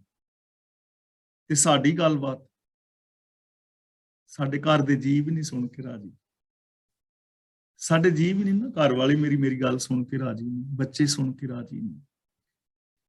ਇੱਕ ਤਾਂ ਪ੍ਰੋਬਲਮ ਹੋ ਸਕਦੀ ਹੈ ਕਈ ਥਾਵਾਂ ਤੇ ਤਾਂ ਕਿ ਅਗਲਾ ਬੰਦਾ ਹੀ ਨੈਗੇਟਿਵ ਹੋਵੇ, ਲੇਕਿਨ ਆਪਣੀ ਬੋਲ ਬਾਣੀ ਇੰਨੀ ਉੱਚੀ, ਬਿਹੇਵੀਅਰ ਇੰਨਾ ਚੰਗਾ ਬਣਾਓ ਕਿ ਲੋਕ ਤੁਹਾਨੂੰ ਮਿਲਣ ਵਾਸਤੇ ਤਰਸਣ, ਤੁਹਾਡੇ ਬੋਲ ਸੁਣਨ ਵਾਸਤੇ ਕਿਸੇ ਦੇ ਕੰਨ ਤੜਪ ਜਾਣ, ਤੁਹਾਨੂੰ ਵੇਖਣ ਵਾਸਤੇ ਕਿਸੇ ਦੀਆਂ ਅੱਖਾਂ ਤਰਸ ਜਾਣ, ਤੁਹਾਨੂੰ ਮਿਲਣ ਵਾਸਤੇ ਕਿਸੇ ਦਾ ਦਿਲ ਤੜਪ ਜਾਏ, ਦਿਲਾਂ ਦੇ ਦਰਵਾਜ਼ੇ ਖੁੱਲੇ ਹੋਣ। ਐਸੀ ਜ਼ਿੰਦਗੀ ਆਪਣੀ ਬਣਾਓ, ਐਸੀ ਸੋਚ ਉੱਚੀ ਬਣਾਓ। ਸੋ ਢਾਡੀ ਭਾਗਟ ਜਿਸ ਸੱਚਾ ਦੁਆਰ ਬਾਰ, ਜਿਸ ਸੱਚਾ ਦੁਆਰ ਬਾਰ ਦਾ ਮਤਲਬ ਟਿਕਾਣਾ, ਦੁਆਰਾ ਟਿਕਾਣਾ, ਬਾਰ ਦਾ ਮਤਲਬ ਦਰਵਾਜ਼ਾ। ਉਹ ਢਾਡੀ ਮੁਬਾਰਕ ਹੈ, ਉਹਦਾ ਜੀਵਨ ਮੁਬਾਰਕ ਹੈ, ਭਾਗਾਂ ਵਾਲਾ ਹੈ ਉਹ ਢਾਡੀ, ਪ੍ਰਭੂ ਦੀ ਸਿਫਤ ਕਰਨ ਵਾਲਾ, ਜਿਸ ਨੂੰ ਪ੍ਰਭੂ ਦਾ ਸੱਚਾ ਦਰ ਪ੍ਰਾਪਤ ਹੋਇਆ ਹੈ, ਰੱਬ ਦਾ ਸੱਚਾ ਦਰ ਪ੍ਰਾਪਤ ਹੋਇਆ ਹੈ, ਰੱਬ ਦੇ ਹੁਕਮ ਵਿੱਚੋਂ ਤੁਰ ਰਿਹਾ ਹੈ, ਜੋ ਕੇਵਲ ਔਰ ਕੇਵਲ ਰੱਬੀ ਦਰ ਦੇ ਉੱਤੇ ਟਿਕਿਆ ਹੈ, ਜੋ ਰੱਬੀ ਦਰ ਨੂੰ ਛੱਡ ਕੇ, ਗੁਨਾਹ ਨੂੰ ਛੱਡ ਕੇ ਕਿਤੇ ਵੀ ਨਹੀਂ ਜਾਂਦਾ, ਉਹ ਢਾਡੀ ਭਾਗਾਂ ਵਾਲਾ ਹੈ। ਉਹ ਢਾਡੀ ਤੁਧ ਧਿਆਏ ਕਲਾਣੇ ਦਿਨ ਰਹਿਣਾਰ, ਰਹਿਣਾਰ ਦਾ ਮਤਲਬ ਰਾਤ, ਤੇ ਕਲਾਣੇ ਦਾ ਮਤਲਬ ਹੈਗਾ ਸਿਫਤ ਸਲਾਹ ਕਰਨ ਵਾਲਾ। ਕਲਾਣ ਦਾ ਮਤਲਬ ਜੋ ਸਿਫਤ ਸਲਾਹ, ਕਲਾਣੇ ਦਾ ਮਤਲਬ ਸਿਫਤ ਸਲਾਹ ਕਰਨ ਵਾਲਾ। ਅਜਿਹਾ ਢਾਡੀ ਅਸਲ ਤੇ ਅੰਦਰ ਤੈਨੂੰ ਧਿਆਉਂਦਾ ਹੈ, ਆਪਣੇ ਧਿਆਨ ਵਿੱਚ ਵਸਾਉਂਦਾ ਹੈ, ਔਰ ਦਿਨ ਰਾਤ ਤੇਰੇ ਗੁਣ ਗਾਉਂਦਾ ਹੈ। ਤੇ ਮੰਗਦਾ ਕੀ ਹੈ? ਮੰਗੈ ਅੰਮ੍ਰਿਤ ਨਾਮ ਨਾ ਆਵੇ ਕਦੇ ਹਾਰ। ਅੰਮ੍ਰਿਤ ਦਾ ਮਤਲਬ ਆਤਮਿਕ ਜੀਵਨ ਦੇਣ ਵਾਲਾ, ਨਾਮ ਦਾ ਮਤਲਬ ਪ੍ਰਭੂ ਦੀ ਸਿਫਤ ਸਲਾਹ। ਉਹ ਤੇਰੇ ਦਰ ਤੋਂ ਤੇਰੀ ਸਿਫਤ ਸਲਾਹ ਮੰਗਦਾ ਹੈ। ਤੇ ਐਸਾ ਇਨਸਾਨ ਕਦੇ ਵੀ ਮਨੁੱਖ ਜੀਵਨ ਦੀ ਬਾਜੀ ਹਾਰ ਕੇ ਨਹੀਂ ਆਉਂਦਾ। ਐਸੇ ਇਨਸਾਨ ਦੀ ਕਦੇ ਹਾਰ ਨਹੀਂ ਹੁੰਦੀ। ਐਸਾ ਇਨਸਾਨ ਜੀਵਨ ਬਾਜੀ ਨੂੰ ਜਿੱਤ ਜਾਂਦਾ ਹੈ। ਉਹਨੂੰ ਹੀ ਜੀਵਨ ਬਾਜੀ ਨੂੰ ਜਿੱਤਿਆ ਹੋਇਆ ਕਹਿ ਸਕਦੇ ਹਾਂ, ਜੋ ਆਤਮਿਕ ਜੀਵਨ ਦੇਣ ਵਾਲੇ ਪ੍ਰਭੂ ਦੇ ਗੁਣਾਂ ਦੀ ਦਾਤ ਮੰਗਦਾ ਹੈ, ਜਿਸ ਦੀ ਮੰਗ ਹੀ ਇਹ ਹੈ, ਜਿਸ ਦੀ ਲਗਨ ਸਿਰਫ ਰੱਬੀ ਗੁਣਾਂ ਦੇ ਨਾਲ ਲੱਗੀ ਹੋਈ ਹੈ। ਉਹ ਇਨਸਾਨ ਕਦੇ ਵੀ ਜੀਵਨ ਬਾਜੀ ਹਾਰ ਕੇ ਨਹੀਂ ਆਉਂਦਾ। ਤੇ ਯਾਦ ਰੱਖਣਾ, ਉਹ ਪ੍ਰਭੂ ਤੁਹਾਡੇ ਅੰਦਰ ਹੈ, ਮੇਰੇ ਅੰਦਰ ਹੈ। ਅੰਦਰ ਵਾਲੇ ਤੋਂ ਮੰਗੋ ਗੁਣ, ਅੰਦਰ ਗੁਣਾਂ ਦੇ ਭੰਡਾਰ ਭਰੇ ਪਏ ਨੇ, ਉਹਨਾਂ ਨੂੰ ਯੂਜ਼ ਕਰੋ। ਕਦੇ ਵੀ ਜੀਵਨ ਬਾਜੀ ਨਹੀਂ ਹਾਰੋ। ਕੱਪੜ ਭੋਜਨ ਸੱਚ ਰਹਿੰਦਾ ਲਿਵੈ ਧਾਰ। ਲਿਵੈ ਦਾ ਮਤਲਬ ਲਗਨ, ਲਿਵੈ ਧਾਰ ਦਾ ਮਤਲਬ ਲਗਾਤਾਰ, ਲੀਵ ਲਗਾ ਕੇ, ਲਗਨ ਲਗਾ ਕੇ। ਤੇਰਾ ਸਦਾ ਥਿਰ ਨਾਮ, ਤੇਰੀ ਸਿਫਤ ਸਲਾਹ, ਤੇਰੇ ਗੁਣ ਹੀ ਉਸ ਢਾਡੀ ਦੇ ਕੋਲ ਕੱਪੜਾ ਹੈ ਪੱਤ ਢੱਕਣ ਲਈ, ਔਰ ਸੱਚ ਹੀ ਉਹਦੀ ਆਤਮਿਕ ਖੁਰਾਕ ਹੈ। ਸੱਚ ਹੀ ਪੱਤ ਢੱਕਣ ਵਾਸਤੇ ਕੱਪੜਾ ਹੈ, ਔਰ ਸੱਚ ਹੀ ਆਤਮਿਕ ਜੀਵਨ ਜੀਣ ਵਾਸਤੇ ਖੁਰਾਕ ਹੈ। ਯਾਨੀ ਜੋ ਸੱਚ ਨੂੰ ਆਪਣੀ ਜ਼ਿੰਦਗੀ ਦਾ ਆਧਾਰ ਬਣਾ ਲੈਂਦਾ ਹੈ, ਉਸ ਇਨਸਾਨ ਦੀਆਂ ਬਾਕੀ ਦੀਆਂ ਤ੍ਰਿਸ਼ਨਾਵਾਂ ਮਿਟ ਜਾਂਦੀਆਂ ਨੇ, ਆਤਮਿਕ ਤ੍ਰਿਪਤੀ ਮਿਲ ਜਾਂਦੀ ਹੈ, ਔਰ ਸੱਚੇ ਇਨਸਾਨ ਦੀ ਹੀ ਇੱਜ਼ਤ ਔਰ ਪੱਤ ਵੀ ਰਹਿੰਦੀ ਹੈ, ਜੋ ਲਗਾਤਾਰ ਆਪਣੀ ਲਗਨ ਗੁਣਾਂ ਦੇ ਨਾਲ ਲਗਾਈ ਰੱਖਦਾ ਹੈ। ਸੋ ਢਾਡੀ ਗੁਣਵੰਤ ਜਿਸ ਨੂੰ ਪ੍ਰਭ ਪਿਆਰ। ਗੁਣਵੰਤ ਦਾ ਮਤਲਬ ਗੁਣਵਾਨ, ਅਸਲੀ ਗੁਣਵਾਨ ਉਹ ਢਾਡੀ ਹੈ। ਉਹ ਹੈ ਅਸਲੀ ਢਾਡੀ, ਗੁਣਵਾਨ, ਜਿਸ ਨੂੰ ਪ੍ਰਭ ਪਿਆਰ, ਜਿਸ ਨੂੰ ਪ੍ਰਭੂ ਦਾ ਪਿਆਰ ਹਾਸਲ ਹੈ, ਜੋ ਪ੍ਰਭੂ ਦੇ ਨਾਲ ਆਪਣੀ ਪ੍ਰੀਤ ਪਾਉਂਦਾ ਹੈ, ਉਹੀ ਅਸਲ ਢਾਡੀ ਹੈ। ਉਸੇ ਦਾ ਜੀਵਨ ਸਫਲ ਔਰ ਸੁੱਜਾ ਹੈ। ਔਰ ਐਸਾ ਇਨਸਾਨ ਹੀ ਆਪਣੇ ਜੀਵਨ ਬਾਜੀ ਨੂੰ ਜਿੱਤ ਕੇ ਇਸ ਸੰਸਾਰ ਤੋਂ ਜਾਂਦਾ ਹੈ। ਵਾਹਿਗੁਰੂ ਦੀ ਰਹਿਮਤ ਕਰਨ, ਅਸੀਂ ਗੁਰੂ ਪਾਤਸ਼ਾਹ ਜੀ ਦੀ ਪਾਵਨ ਬਾਣੀ ਨੂੰ ਆਪ ਪੜ੍ਹੀਏ, ਗੁਰਬਾਣੀ ਦੀ ਵਿਚਾਰ ਆਪ ਕਰੀਏ ਔਰ ਗੁਰਬਾਣੀ ਮੁਤਾਬਕ ਜ਼ਿੰਦਗੀ ਜੀ ਕੇ ਆਪਣੇ ਜੀਵਨ ਨੂੰ ਸਫਲ ਔਰ ਸੁਚੱਜਾ ਕਰਨ ਦਾ ਯਤਨ ਕਰੀਏ।